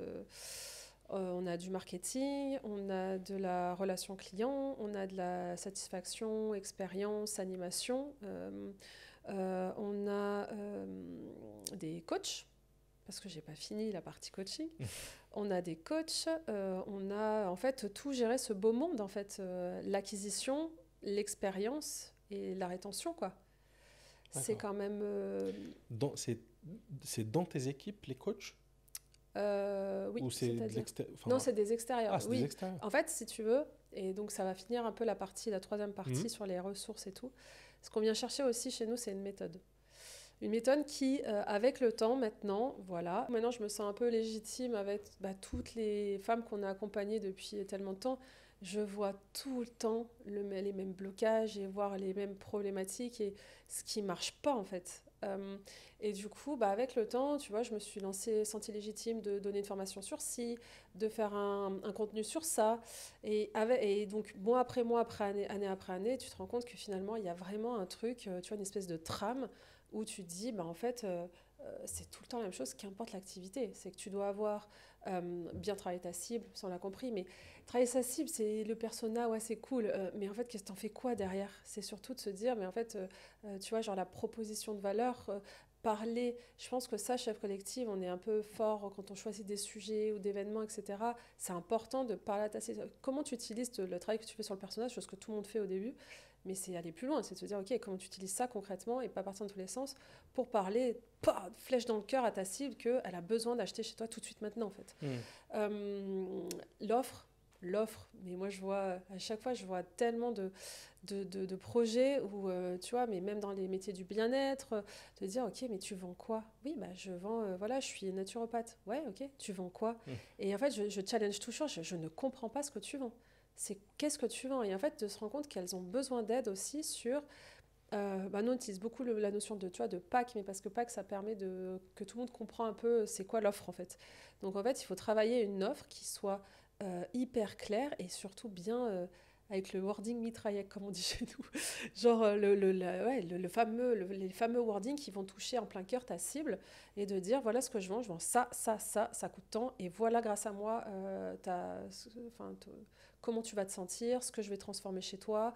Tu vois, et c'est des choses, je trouve que, franchement, en ayant consommé plein de formations, en m'étant fait coacher 1 million de fois, mais putain, je dis, en fait, c'est simple, faut pas partir dans tous les sens à travailler, machin, c'est hyper simple. C'est t'as ton sujet cible, ta proposition de valeur, ton offre, mitraillette, bam, bam, bam, voilà ce que je vends, en fait. Juste ça, montre aux gens ce que tu vends et pas qui tu es. Ouais, je suis naturopathe, je suis archi, je suis je sais pas, freelance, graphiste, ok, mais tu nous montres pas ce que tu vends, et donc du coup, comment je peux savoir que j'ai besoin d'acheter chez toi, enfin, tu vois. Et tout ça, on le travaille sur une méthode où vraiment, là, je me suis arraché les cheveux pour sortir un truc clé en main, où en fait, on travaille chaque étape, mais rapide. Genre, on va pas passer 3 mois à faire ta cible, 3 mois à faire machin, ça sert à rien d'aller trop perdre du loin temps dans sur... Ah ouais, des fois, tu es là, genre, mais allez, c'est pas ça, travail. Enfin, encore une fois, Toi, tu aimes bien l'action. Ah, moi, ouais, c'est straight to the point.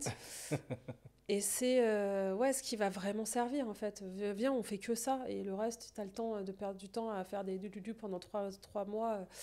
Voilà, et voilà l'offre et surtout après la stratégie de vente. Ça, c'est mon truc un peu chouchou de se dire, mais en fait, les femmes, peut-être que là, je vais y aller, on n'ose pas vendre. Tu me dis tout à l'heure que c'était compliqué de se mettre en avant, de se sentir légitime.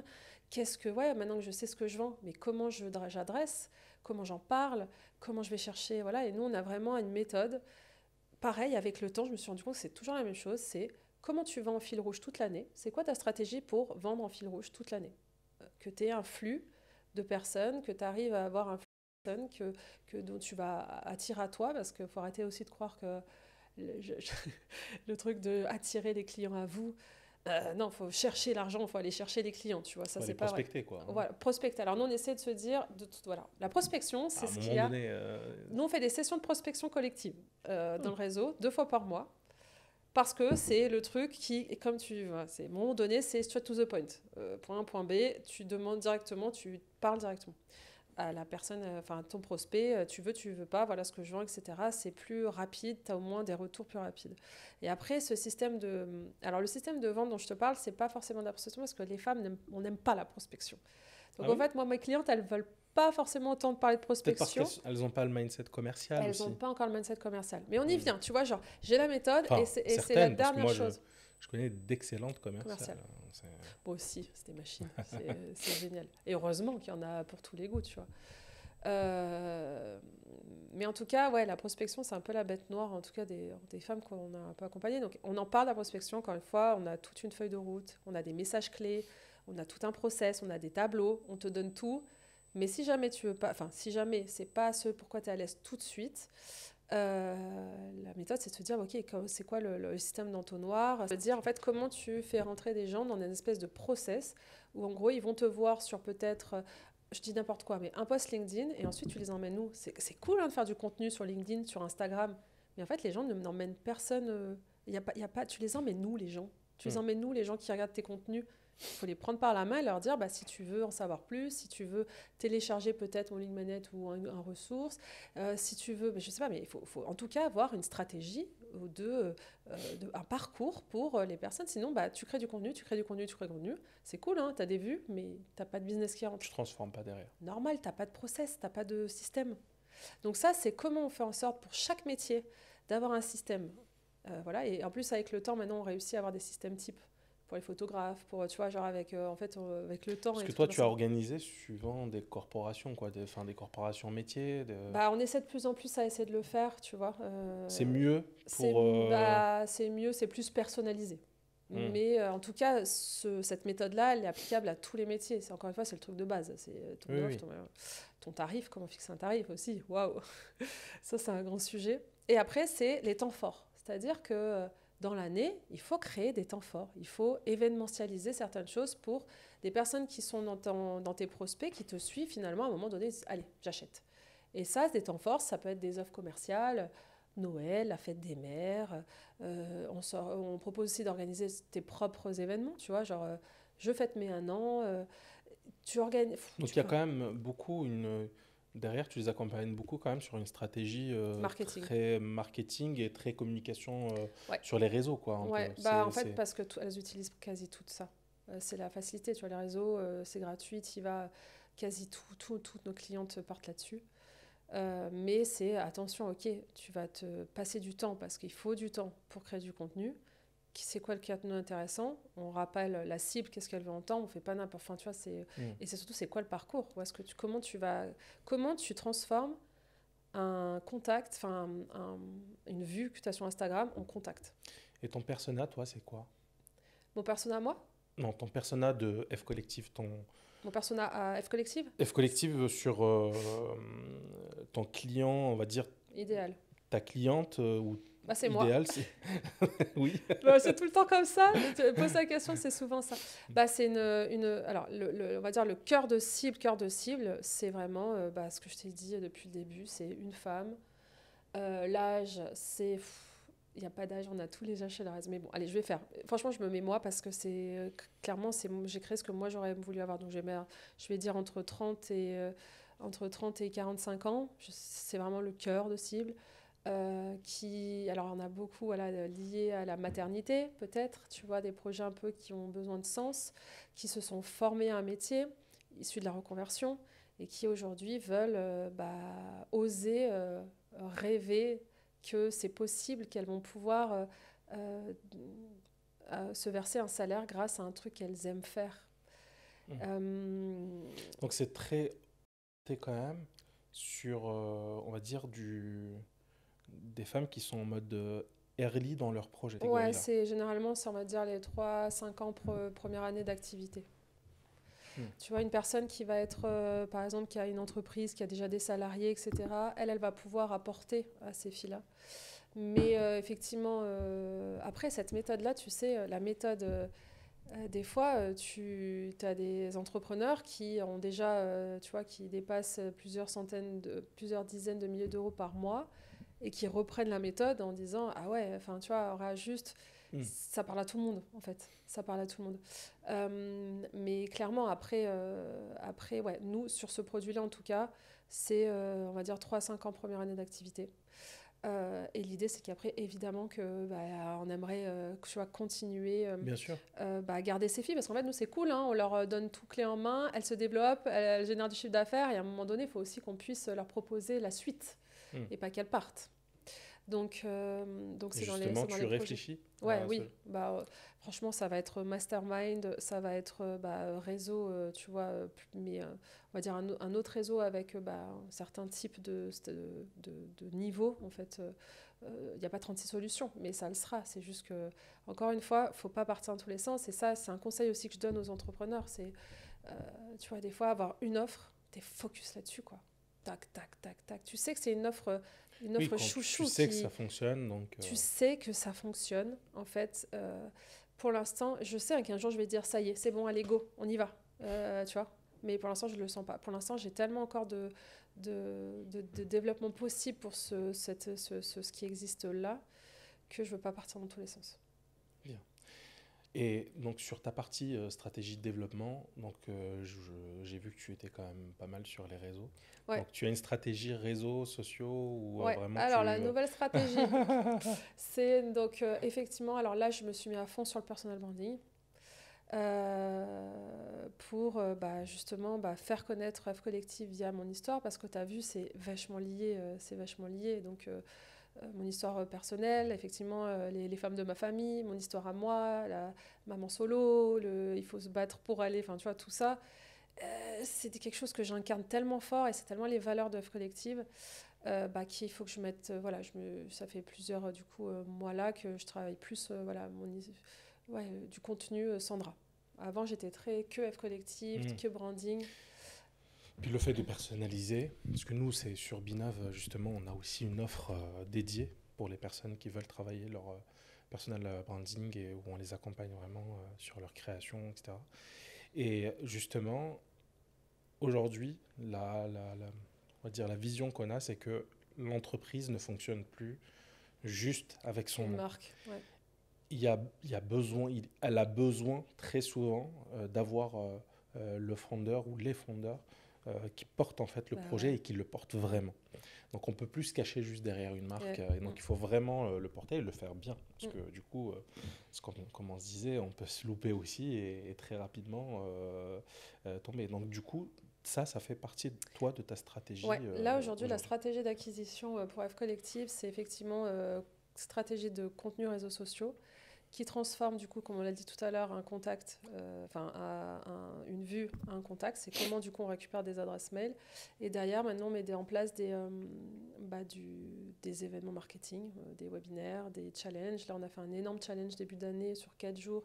Le Money Challenge, c'était incroyable. Genre, tous les jours, on a eu plus de 1000 participants présents pendant 4 jours, tous les jours. Ça a été le feu. Et en fait, tu vois, c'est ce genre aussi d'événement qui fédère aussi. Ça fédère, ça crée un truc, quoi. Du coup, ouais, on est à fond là-dessus. Mm. Genre, on augmente la base, en fait. Et des fois, on fait, voilà, on tape fort sur de l'événementiel, enfin un événement marketing. D'accord. Et ces événements-là, forcément, coûtent un peu d'argent. Du coup, d'où notre échange où tu me disais que tu vas faire évoluer un petit peu tes tarifs. Et est-ce que tu peux nous parler un peu de tes prix et de comment tu voudrais les faire, tu souhaites les faire évoluer? Oui, alors nous, bah, le prix, là, tellement. Moi, je suis partie de. Je crois que quand j'ai lancé, j'étais à 39 € par mois. Euh, et du coup, on a évolué parce que aussi, bah, je te le disais, l'expérience a évolué, la plateforme a évolué, aussi les ressources a évolué. Aujourd'hui, la fameuse méthode dont je t'ai parlé, on va la mettre en ligne dans les prochains jours là. Hmm. Donc c'est C'est le, beaucoup de ça c'est valeur, hein. le, ouais, c'est la pépite. Ça, c'est Sandra qui a essoré son cerveau, son expérience, tout, comment faire un truc hyper clé en main avec tout un système de vidéos, mais pas longues, parce que tu vois aussi pareil, les formations. En fait, les formations, on donne de la valeur, on met un prix avec un nombre de vidéos à regarder. Et plus c'est long, et plus ça a de la valeur. Mais en fait, pas du tout. Pas du tout, non. Moi, sur quoi j'ai apporté de la valeur, c'est de se dire, OK, on essaie de faire encore une fois simple sur les vidéos, mais par contre, tu as une trame sur le côté de choses, un truc à remplir clé en main, qui va te permettre en fait de tout utiliser. Bah, en fait, je t'explique tout. En fait, c'est tout utiliser tout de suite sur ton activité. Et c'est ça qui a de la valeur. Et aujourd'hui, ça, je peux te dire qu'encore une fois, en ayant consommé, en ayant regardé, tu vois, en connaissant le marché sur le bout des doigts, là, on a un truc, pépito. Du coup, ça a de la valeur et ça, on va l'apporter en plus au réseau. C'est-à-dire, on va le mettre en plus sur tout l'accompagnement, on va dire, contre la solitude de l'entrepreneur dont je t'ai parlé tout à l'heure, toute la partie réseau. Et du coup, il va y avoir du coup une offre à 1 497 €, donc pour l'adhésion à l'année et la partie programme. Et aussi une option avec du coaching individuel. Parce que ça, les entrepreneurs, on adore. Justement, c'est ce que j'allais te... Voilà, la méthode, la fameuse méthode. Donc, moi, j'ai des coachs F Collectif qui coachent là depuis 3 ans sur toujours un peu la méthode Sandra, mais c'est vrai qu'on n'a rien mis noir sur blanc. Enfin, on n'a pas un tout, un espèce de process, etc. Aujourd'hui, c'est coaching individuel. On a 100% de taux de satisfaction. C'est un délire.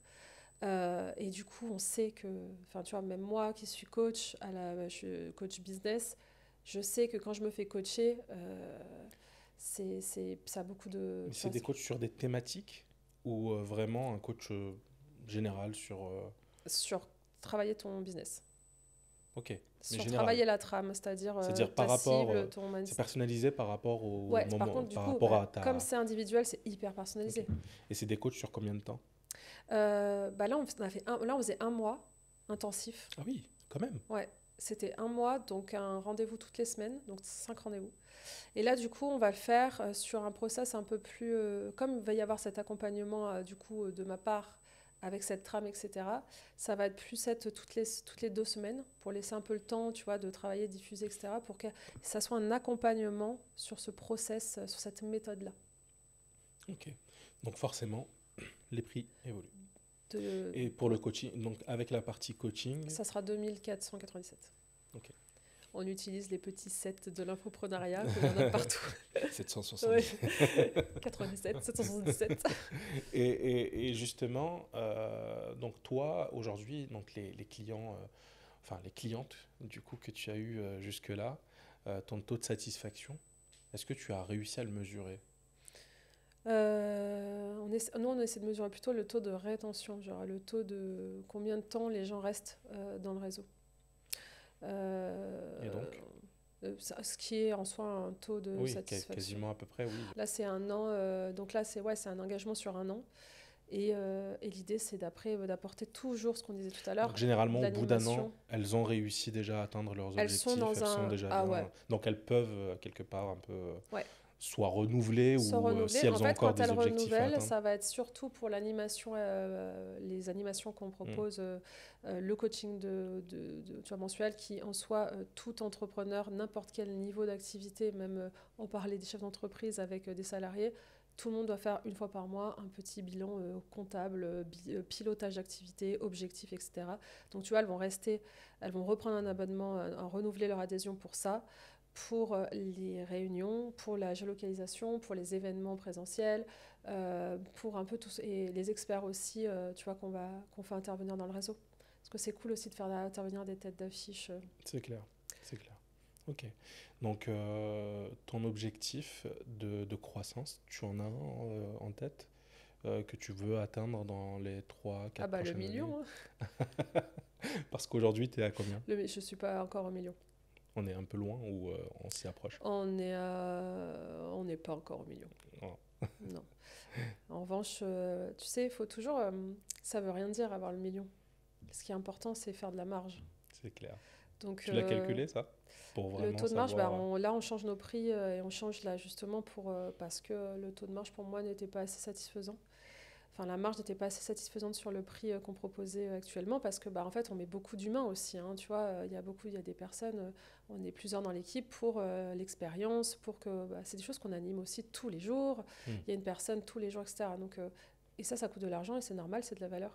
Et du coup, voilà. Donc c'est cool de demander un chiffre d'affaires ou une ambition de chiffre d'affaires. En fait, ce qui est important, tu vois, c'est la marge derrière. Parce que ça se trouve, je vais te dire, bah, j'ai fait 1 million et en fait, j'ai dépensé 1 Tu million. dépenses 1 million. Donc, bah, au moins, j'aurai atteint le million. Mais tu vois, on essaie vraiment, pour Pour ce genre de l'instant. projet, généralement, on essaye de toucher quand même les 65-70% de Ouais, marge, ouais. généralement.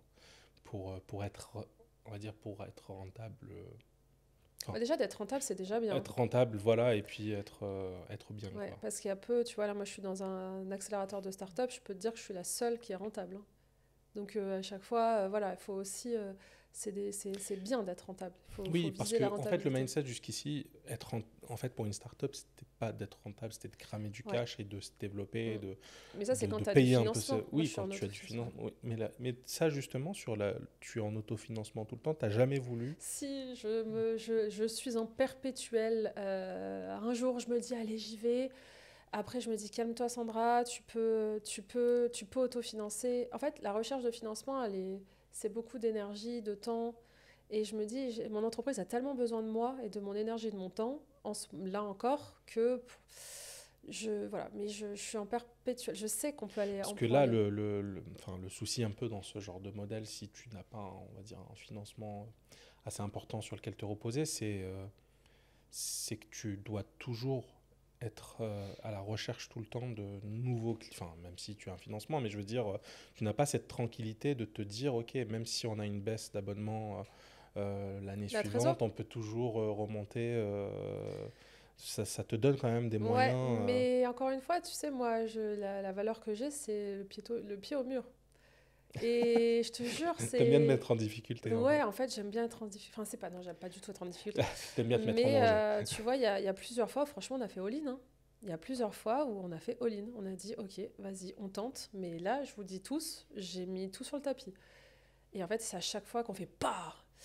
Mais c'est un sujet, c'est un sujet, j'y travaille. Je sais, on pourrait aller beaucoup plus vite sur justement, tu vois, les projets dont on a parlé tout à l'heure, sur le développement d'une autre offre, peut-être pour des personnes plus abouties, mais en fait, plus abouties, ou alors travailler, voilà, il y a d'autres produits qu'on peut créer pour notre cliente Hmm. aujourd'hui en plus. Du coup, il faudrait des personnes en plus dans l'équipe pour développer ces produits-là. Moi, j'ai une idée très précise, tu vois, d'où je veux aller, mais ouais, j'ai pas envie de me cramer en plein vol en fait aussi. Hmm. Ou est-ce Il y a que tellement une base saine là que Mais parce qu'aujourd'hui, tu es la seule aux manettes. mm, Est-ce que c'est pas aussi le fait de te dire, bon, bah, si forcément tu lèves, tu vas avoir d'autres personnes qui vont venir aussi un peu dans. ça pour là maintenant j'ai fait mon petit deuil de F collectif, tu vois, c'était mon bébé, bah, je l'ai un peu Ouais. porté pendant voilà. Ça, c'est OK. Aujourd'hui, je le mets, tu vois, je sais que c'est... En fait, la mission, elle est plus grande que moi. La mission de F Collective est plus grande que moi. Donc, c'est OK aujourd'hui que je fasse intervenir des gens qui vont, tu vois, mettre leur petit grain de sel là-dedans. Ouais, mais surtout sur Mais la je vois ta... direction, Mais oui, mais je vois sur ta question. l'orientation, la stratégie. Enfin, De toute façon, faire même si je intervenir lève, je des resterai gens. toujours majoritaire, donc ce sera toujours moi qui déciderai.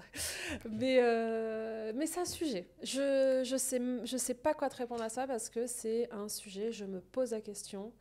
J'ai peur d'aller dans des choses qui vont me cramer. Et en même temps, j'ai envie d'y aller pour donner la chance à ce projet qui mérite d'aller loin. Donc je suis les fesses entre deux chaises. Donc pour l'instant, aujourd'hui, je n'ai pas la réponse à ça. Je te jure, et ça fait des mois que je suis là. Allez, on y va. Non, on n'y va pas. Allez, on y va. Non, on n'y va pas.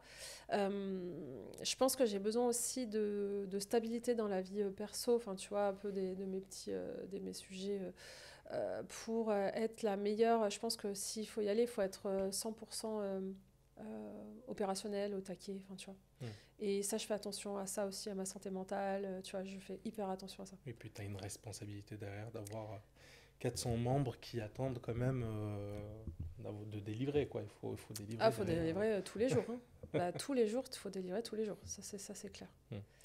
Et bien, ok. Bon, donc on va passer à une autre phase. Une phase qui est très importante sur Binov parce qu'on met un point d'honneur à en parler à chaque fois. Dans l'entrepreneuriat, et en fait, on traverse souvent des défis, donc ça c'est normal, mais aussi des échecs. Est-ce que toi, dans ton parcours, tu peux nous parler un peu de tes défis, des échecs que tu as vécus, qui t'ont fait grandir ou que tu as vraiment senti, que ce soit dans la vie ouais, pro, voilà. Non, moi, pour moi, c'est ce qui est le plus dur, je trouve, c'est ça, c'est d'être tout le temps dans le top, au top, quoi. C'est ça qui est dur. C'est ça qui est dur parce que, bah, aussi, voilà aussi un autre sujet pourquoi je m'adresse qu'aux femmes, c'est que on a nos cycles aussi, nous. On a des cycles. Et en fait, même aujourd'hui, c'est pris plus en considération qu'avant, mais en fait, c'est prouvé scientifiquement qu'on a des jours dans le mois où on est juste bonne à rester au fond du lit, et tu vois. Et ça, c'est horrible parce qu'on se bat contre nous, on se bat contre ça aussi. Et moi, je trouve ce qui est dur dans l'entrepreneuriat, c'est d'être au top tout le temps. Et ça, bon, je dis pas que c'est forcément lié qu'aux femmes, à part la partie cycle, mais c'est de se dire, en fait, malgré, tu vois, ce que tu vis dans ta vie perso, malgré bah, ton état physique, ton état mental, il faut être tout le temps au front et être moteur, moteur, moteur. Et ça, quand tu es chef d'entreprise, le fait d'être toujours moteur, mine de rien, tout est quand même sur tes épaules. Hein. Même si tu as une équipe, voilà, mais tous les problèmes, tous les projets, tu vois, tous les tableaux Excel avec la comptable, c'est tout toi et tes épaules. Hein. Surtout quand tu as une responsabilité un peu... où tu as une image publique aussi à gérer. Donc, oui. tu ne peux pas montrer que tu n'es pas bien. Non. Mais ça, je te rassure, même les hommes, hein, même si on n'a pas de cycle. Ouais, les cycles, on mais a la aussi maternité, des moments où regarde la maternité. Ça va pas, enfin, je veux dire, une femme qui part en parcours de maternité, mais enfin, c'est celle qui arrive, tu tombes enceinte, donc déjà tu tombes enceinte. Moi, j'ai fait 2 fausses couches et je devais, tu vois, gérer les fausses couches avec le développement d'œuvres collectives, devoir gérer des visios avec mes clientes, garder le sourire. Maintenant, je commence de plus en plus à leur dire, tu vois, là, j'ai fait le coaching mardi, j'aurais dit, enfin, tu vois, j'ai dit, je suis hyper fatiguée en ce moment. Enfin, tu vois, c'est ok aussi d'humaniser, de dire, moi, je suis pas un robot, je suis pas une machine, et c'est pas parce que je prône l'entrepreneuriat, le machin. Moi, mon discours, c'est de se dire, regardez, moi, je me suis prise en photo, tu vois, les 2 fois, j'ai raconté mes fausses couches, je les ai racontées. J'ai pas fait semblant que j'avais rien, que j'avais le sourire et tout. J'ai pris en photo, moi, à l'hôpital, en disant, bah voilà ce que je suis en train de vivre. Et pourtant, bah, après cette intervention, j'ai des rendez-vous, j'ai des réunions, enfin, tu vois. Et c'est ça qui est dur, moi, je trouve, dans l'entrepreneuriat. C'est ça qui est compliqué, mais ça le serait tout aussi commun si t'es salarié. C'est juste que tu as toute cette charge mentale et ce poids de se dire, t'as pas le choix, en fait, t'as pas le choix. Et des fois, ça te sauve, tu vois. Des fois, ça te sauve. Moi, la séparation avec le père qui a été un peu compliquée, mais F Collective m'a tellement sauvée. D'avoir ça dans ma vie, j'ai été concentrée sur ça. Ouais, j'avais mon projet, je me concentrais là-dessus. Et finalement, du coup, j'ai l'impact, tu vois, je me prenais moins l'impact de la perso, du perso, parce que j'étais concentrée sur ça. Et moi, F Collective m'a sauvée, j'arrête pas de le dire plein de fois, pour les fausses couches aussi, pour d'avoir un projet avec, comme on dit, le feu qui te tient dans les entrailles et que le feu soit toujours là. Des fois, il faut mettre des petites bûches, c'est normal. Au bout de 5 ans, c'est normal des fois tu vois. Mais voilà, moi, c'est ça que je trouve ça dur. Et quand t'es vraiment pas bien ou en mode déprime et tout ça, tu te dis pas aussi parfois que peut-être que le projet que tu as développé est peut-être la cause Non. de... Non, jamais. Non. Jamais tu t'es dit ça? Non.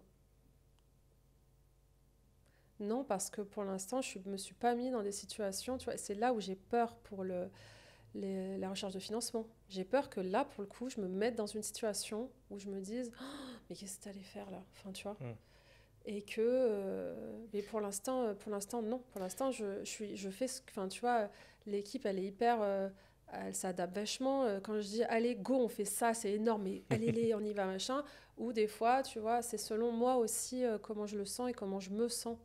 Et ça, c'est top. C'est-à-dire qu'on tire les ficelles un peu avec ça, avec aussi moi, tu vois, ma santé mentale et comment je me sens, quoi. Parce que je te pose cette question parce que parfois, moi, quand je discute avec des gens, on me dit oui, bah, en fait, le fait de développer ma boîte et de m'investir à 100% dessus et tout ça, bah, parfois, en fait, je néglige une partie plus perso et du coup, fait que ben, derrière, on a des conséquences Ah ouais, qu'on ne maîtrise pas forcément et donc, des fois,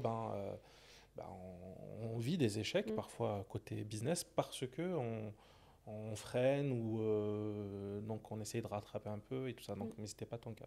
Non, parce que moi, je m'écoute, mais vraiment. Je suis la priorité de tout et de tout le monde. Parce qu'en fait, si moi, je flanche, il y a plus rien qui existe. Il n'y a plus d'œuvre collective, il n'y a plus d'équipe, il n'y a plus rien. Il n'y a plus de clients, enfin, il y a les clients tout à l'heure. Et du coup, je me fais passer en priorité tout le temps. Et s'il y a des jours où vraiment, je suis au fond du rôle, eh ben, je reste chez moi, je dors, je vais essayer de pas trop tirer sur la corde. Puis le fait d'avoir des femmes comme clientes, je pense qu'elles sont aussi compréhensives quand tu es sincère et que Carrément. tu dis les choses. Ben... Je suis pas un robot. Et c'est surtout dans tout ce qu'on dit, de dire, regardez, mais je suis un exemple, je prône des messages. Et c'est aussi de se dire, là, je ralentis. Par contre, vous avez vu, je lâche pas. C'est-à-dire que Oui. je ralentis pour mieux revenir derrière. Et c'est toujours dans ce message qu'on s'est dit tout à l'heure, de ne pas se mettre en veille, de rester... Puis ça leur donne aussi, on va dire, elles peuvent se dire aussi, bah oui, si Sandra, qu'on voit tout le temps à fond, ça peut lui arriver d'avoir des coups de mou, ben nous aussi, on Mais, peut pas, mais je leur dis, voilà, on hein, peut mais ne des pas fois, genre, avoir. hier j'ai passé la journée à pleurer, mais c'est ok. Attends, mais heureusement que attends, mais tout le monde et avec tout ce qu'on vit ouais, dans le perso, faut jouer avec tout ça. Et en revanche, on perd pas voilà, les objectifs, le cap, on y va. Tu vois, as besoin de repos, tu sens que tu as besoin de repos, tu te reposes. Parce qu'en fait, sinon tu vas péter en plein vol après, ça sert à rien. Donc tu te reposes 2 jours, 3 jours, tu vois combien tu veux de jours pour mieux revenir derrière. Mais il faut s'écouter. Et ouais, et moi c'est ça qui me, tu vois, c'est ça que je trouve dur et ce sur quoi je mets vraiment mon attention, c'est ma santé mentale. Tu as raison. Et ma santé physique. Ça c'est clair. C'est les deux axes, en fait, on ne se rend pas compte quand on est entrepreneur ou même salarié, au final. Hein, ça peut être les deux parties qui peuvent nous faire complètement perdre pied et perdre confiance. Et voilà, donc et derrière, on tombe... Et les enfants aussi, je trouve. Parce que les enfants, ça prend de l'énergie de fou. Ouais, alors, ça prend beaucoup d'énergie. Moi, j'ai 2 filles aussi.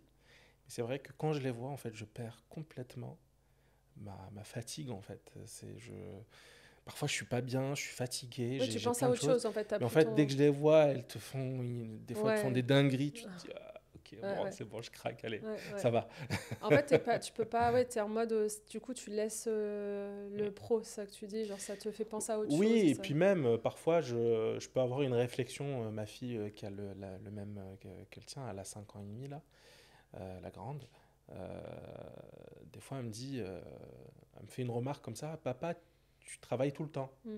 Tu es tout le temps sur ton ordinateur. Ou papa, c'est-à-dire des fois, elle vient à côté de moi, elle me colle, elle me dit, je veux être là. Je lui dis, mais je travaille, mais je veux travailler avec toi. Donc, du coup, en fait, je sens que c'est le moment où, en fait, je lui ai pas donné assez de temps. Et clairement, je me dis, ok, là, en fait, elle a besoin de moi, elle a besoin de mon truc, donc je ferme l'ordi et je me mets sur autre chose. Parfois, c'est ma femme aussi qui me rappelle à l'ordre. Hein. donc voilà. Mais après, j'essaye...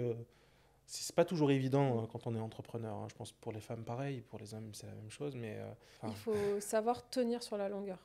Ouais. C'est ça qui est dur. C'est de se dire, aujourd'hui, tout le monde peut créer des business. Et toi, de se dire, je travaille matin, midi, soir, le soir, la nuit, le machin.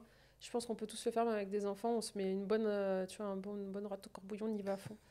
Mais en fait, derrière, il reste plus rien. Enfin, derrière, t'as tout grillé, tu t'es cramé, t'as grillé. Et moi, c'est pour ça, quand je vois, tu vois, il y a des gens qui vont hyper vite. Et t'es là, genre, attends, tu vas voir. watch. Le Dans 6 retour du mois, bâton. dans un an, on va voir. Et en fait, c'est ça qui est dur, c'est de tenir sur la longueur. Et tu vois, par exemple, moi, aujourd'hui, après 5 ans, je n'ai plus l'énergie d'ouvrir mon ordinateur à la maison. Vraiment. En fait, je me dis, tu sais, c'est pour rester derrière un écran et être tellement crevé ou être tellement... déjà, les enfants, enfin, c'est pas possible. Tu vois, Oui, surtout que t'es maman solo. surtout, Donc, voilà, je veux dire, bon, sinon... moi, ça va, je me permets. Ouais, de dire, 2 secondes. Et c'est juste que je sais que des fois, je ne sers plus à rien, total, genre énergie zéro. Donc, je vais pas tirer, tu vois, je vais pas aller essayer même me dire, je vais faire de la compta ou des trucs qui demandent pas trop d'énergie. Mais ouais, je me dis, ça sert à quoi, Sandra? Genre, juste, va dormir. Moi, c'est mon truc, genre, je vais dormir tôt. Demain est un autre jour. Demain, je reviens avec la patate d'énergie. Et j'essaie de le faire comme ça parce que de toute façon, je n'arrive pas à tirer. Je n'arrive pas à me forcer. Ça sert à rien. Tu es devant l'écran. Tu sais, le truc que tu es devant l'écran et tu as tes yeux, ils sont comme ça. Qu'est-ce que je dois faire déjà? Il y a tellement de trucs. Et c'est encore pire. Tu vas te coucher avec tous tes problèmes dans la tête. Là. Quand je me retrouve dans cette situation, je ferme et je dis c'est bon, stop, j'arrête. Demain. C'est pas possible. Non, mais parce que parfois on se dit on est tellement en retard sur des tâches, sur des choses où on a envie que ça arrive. Et en fait, on ne se rend pas compte et on essaye de se mettre en difficulté, de se charger. Mais en fait, le cerveau, il ne suit pas. Il dit non, mais de toute façon, tu peux réfléchir, je ne réfléchis pas. Tu es en retard. Mais imagine, tu arrives à faire ce que tu voulais faire.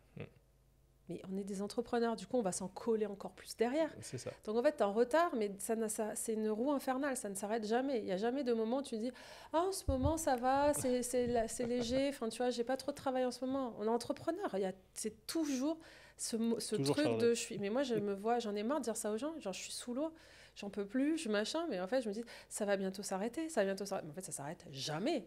C'est juste, il faut savoir tenir sur la longueur. Et donc, prendre soin de son énergie. L'énergie, c'est mon précieux. C'est ce qu'il faut chérir, sinon il n'y a plus... Mais ça peut-être que tu l'as, toi, dans tes formations, dans tes coachings, pour savoir, en fait, s'écouter. En fait, moi, c'est des choses que je sais, parce que je parle avec beaucoup d'entrepreneurs et je suis entrepreneur moi-même, et c'est des choses que je sais, mais parfois, j'ai du mal à les appliquer, à me les auto-appliquer. C'est comme le cordonnier le plus mal chaussé ou le médecin qui ne va pas se soigner. Parce que, en fait, je sais parfaitement que parfois, il faut vraiment dire stop, etc. Mais en fait, pour moi, je pense à la conséquence. J'ai encore du mal à... Ouais, mais ça va être quoi la conséquence? Et la conséquence, elle va être santé. C'est la santé. Moi, je les vois. Donc, à un moment donné, c'est à nous aussi de s'autodiscipliner parce que personne ne va le faire pour nous, tu vois. Et moi, je pense à la conséquence. Moi, des fois, j'ai envie de flancher, vraiment. Je me vois, genre, c'est finito, laissez-moi tranquille, je veux plus, tu vois, genre... et en fait, non, mais tu peux pas faire ça. Puis parce qu'en plus, on est parents, on peut pas faire ça. Enfin, tu vois, donc, non. Donc, il faut tenir. Donc, et du coup, s'autodiscipliner tenir sa santé mentale, son énergie et tenir sur la longueur. C'est-à-dire que dans 5 ans, on se dit, c'est OK dans notre tête de se dire, dans 5 ans, je suis encore là. C'est clair. Est-ce que toi, tu dis, dans 5 ans, je suis encore là? Oui, heureusement. Mais c'est vrai que en fait, je me dis que souvent, en fait, ce qui me fausse un peu, je pense, mon analyse perso, c'est que je me dis, allez, je fais ça là, et après, ça va aller. Mais en fait, non. C'est ce que je te dis. Du coup, ça va jamais. Parce que derrière, tu as encore des trucs. Tu as encore des choses. Toujours... Non, mais moi, c'est des longues phases. Je me dis, OK, je me donne à fond pendant un mois. Et après, ça va me libérer du temps pour le reste. Mais en fait, non, ça ne me libère rien du tout. Donc, oui, mais il faut que je m'auto-discipline. Et ça, j'ai besoin de le faire. Et justement, du coup, si on reparle, donc on a parlé des défis, sur la partie échec, est-ce qu'il y a vraiment un échec ou des échecs que tu as vécu, que tu ressens comme étant des échecs? Non. Non, c'est plutôt, comme tu dis, des défis que des échecs. Il y a des choses, des fois, qui ne marchent pas. Il y a des choses qui... tu vois, il y a des recrutements qui ne fonctionnent pas. Mais est-ce que c'est grave? Enfin, est-ce que un échec, c'est quoi? C'est se tromper, c'est perdre de l'argent. C'est normal, on a des jeunes business, donc on teste, tu vois. Peut-être que si j'avais le all-in et que j'avais perdu mon all-in, je pense que là, j'aurais dit, bon, Là, ça aurait été le mot échec, je pense qu'on peut on peut le placer. Mais t'aurais pas Mais pour perdu la... complètement, enfin, puisque t'aurais appris. Tout à fait, c'est la réponse. J'aurais appris, bah là, j'aurais quand même... Mais tu vois, après, je me disais, bah, l'argent, ça se trouve. Si demain, enfin, ça va... Moi, je sais pas, j'ai pas peur de l'échec, c'est pas grave. Il n'y a rien qui est grave, en vrai. La santé, c'est ce qui est le plus important. Il faut, encore une fois, la chérir, la choyer. Mais tout le reste, c'est des défis, mais pas de mot échec. Le mot échec n'existe pas. Enfin, il Bah, existe, mais, oui, il existe, mais il n'est mais pas il n'est grave. pas C'est pas grave. insurmontable. Ouais, c'est pas grave. Il y a des fois, on a l'impression que c'est des situations insurmontables et en fait, genre 1 mois, 2 mois, 6 mois après, tu revois la situation et l'état dans lequel tu étais pour ça et tu dis, bon, finalement, tu vois, et puis t'apprends, c'est clair, enfin, tu vois, les situations, t'apprends. Mais ouais, donc Bien. Bah, merci beaucoup de nous avoir merci à partagé toi. cette partie. Là, on passe sur une dernière partie où on parle vraiment, on va dire, de conseils que tu donnerais aux entrepreneurs et aux entrepreneureux. On va parler aussi d'avenir, même si on a quand même pas mal évoqué un peu l'avenir. Donc, en termes de conseils pour les jeunes entrepreneurs, qu'est-ce que tu dirais, qu'est-ce que tu leur donnerais, on va dire, comme...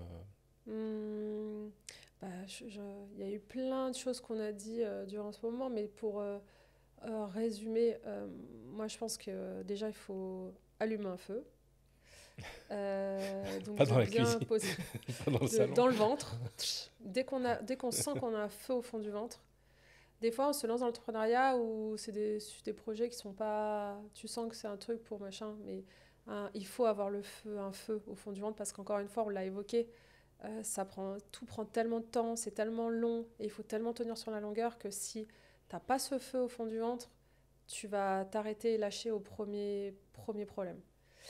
Et du coup, ce feu, il faut le choyer. Des fois, tu vois, c'est normal. Et du coup, il faut mettre une petite bûche, tu vois, c'est un coaching, un événement, parler avec d'autres entrepreneurs. Hop, tu remets des bûches, tu ranimes un peu la flamme. Pour moi, donc, il faut vraiment poser le feu. Pour moi, c'est le fameux why, hein, c'est le fameux pourquoi tu fais tout ça. Et le why doit être hyper puissant parce qu'encore une fois, tout ce qu'on va traverser après, le pro, le perso, les défis, tu te prends des claques dans tous les sens. Si tu sais pas pourquoi tu fais les choses, tu vas dire mais pourquoi en fait Moi, je me dis mais pourquoi je m'inflige tout ça?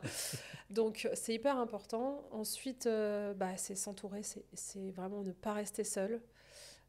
Parce que ça tue toute motivation, confiance en soi, syndrome de l'imposteur, tout ça, et c'est la mise en action, quoi. En fait, vous allez beau passer des heures derrière un écran à vous former, vous allez beau passer des heures à travailler des choses parce que hop, quand ça sera prêt, j'irai le vendre, mais c'est des grosses excuses, ça. Le terrain, il faut aller sur le terrain tout de suite. Il faut d'abord tester vendre. tout de suite. En fait, il faut d'abord vendre avant de... Tu vois, là, je t'ai parlé d'un truc tout à l'heure, je te l'ai vendu, j'ai dit, bah voilà, la méthode, c'est ça, ça, ça. Et après, je t'ai dit, on la mettra en ligne dans quelques jours, tu vois, c'est pas encore. Mais il faut d'abord vendre voilà, c'est le terrain d'abord, avant tout. C'est les expériences avec les clients avant tout. C'est ça qui donnera la confiance parce que les retours clients qui sont contents, ça, tu vois, ça crédibilise, ça légitimise, ça donne confiance. Donc c'est le terrain, quoi. Et ça, c'est dur d'aller sur le terrain. C'est normal, ton premier client. Sauf au bout de 500, t'inquiète qu'après, Mais voilà, mise en action. On l'a dit, il faut se mettre en action. Et après, prendre soin de son énergie, sa santé mentale, de sa santé mentale. Et se focusser sur la vente, le chiffre. Vouloir se verser un salaire, poser le salaire qu'on veut se verser. C'est des mathématiques, hein, et pourtant je suis très nulle. Hein. C'est combien je vais me verser de salaire dans 3 mois, dans 1 an, donc on augmente. Combien de chiffre d'affaires je dois faire pour générer ce salaire-là, pour pouvoir me verser ce salaire-là? Combien de chiffre d'affaires je dois générer? Ça représente combien de clients? Du coup, tu as ton objectif en fait, tu dois avoir tant de clients par mois pour aller te verser ce salaire-là. C'est mathématique. Et après, tu deviens une machine. Tu es une lionne, tu vas chercher ce nombre de clients, en fait. Et après, tu apprends la méthode pour pouvoir savoir comment le faire. Après, il faut s'inscrire chez F Collectif. Et après, il faut s'inscrire chez F Collectif. Comme ça, tu as les outils pour savoir comment le faire, quoi. Bon, c'est cool. Et en termes de recommandations un peu culturelles, est-ce que tu as des livres, des podcasts ou des films ou séries qui t'ont inspiré un peu, que tu conseillerais aux entrepreneurs? Sur l'entrepreneuriat? Ouais. Sur l'entrepreneuriat ou sur autre chose, hein, ça peut être autre chose, on va dire, qui t'ont un peu marqué, qui t'ont donné... Alors moi, le livre que j'ai... Alors, je lis pas de livres, j'arrive pas à avoir le temps, c'est comme ça. Mais on m'a filé un livre une fois. Non, c'est le bureau de presse qui me l'ont envoyé. Et j'ai fait, bon...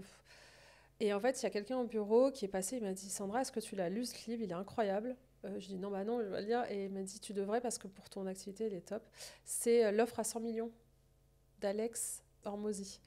Où en gros, il a une espèce d'équation, et tu vois, c'est le truc, en gros, ça revient au truc un peu simple et visuel pour t'aider à comprendre un business, et en gros, il apprend vraiment à te dire, à créer ton offre, à donner, comment tu peux donner un max de valeur tout en enlevant les freins, qui est moins de temps et moins de sacrifices à ton client. Et franchement, c'est hyper bien fait, c'est hyper cool de faire ce travail, c'est un exercice, tu vois, tout au long du livre que tu fais. Tu as d'autres recos? J'ai le podcast F Collective. Qu'est-ce qu'on a en reco? Non, c'est tout, hein, lié à l'entrepreneuriat. Ça va. Ok. Bah écoute, très bien. Est-ce que tu veux dire un dernier message? Non, merci. J'ai l'impression d'avoir beaucoup parlé. Je sais pas si. C'est bien. On a fait une bonne session. Donc, je te remercie de nous avoir partagé tout ça. Merci à toi. Moi, du coup, je vous dis à très bientôt. Donc, merci encore de nous suivre et de nous accompagner, de faire grandir ce jeune média sur l'entrepreneuriat. Donc, on va continuer à aller rencontrer des entrepreneurs. Merci Sandra de nous avoir partagé ton parcours et ton histoire avec F Collectif qui continue. J'espère qu'elle va continuer à grandir. Et du coup, à vous, donc je vous remercie aussi. Je vous remercie de continuer, je vous invite plutôt de continuer à nous suivre, de nous donner de la force pour aller encore faire grandir ce jeune média dédié à l'entrepreneuriat. Donc je vous dis à très bientôt sur Binov.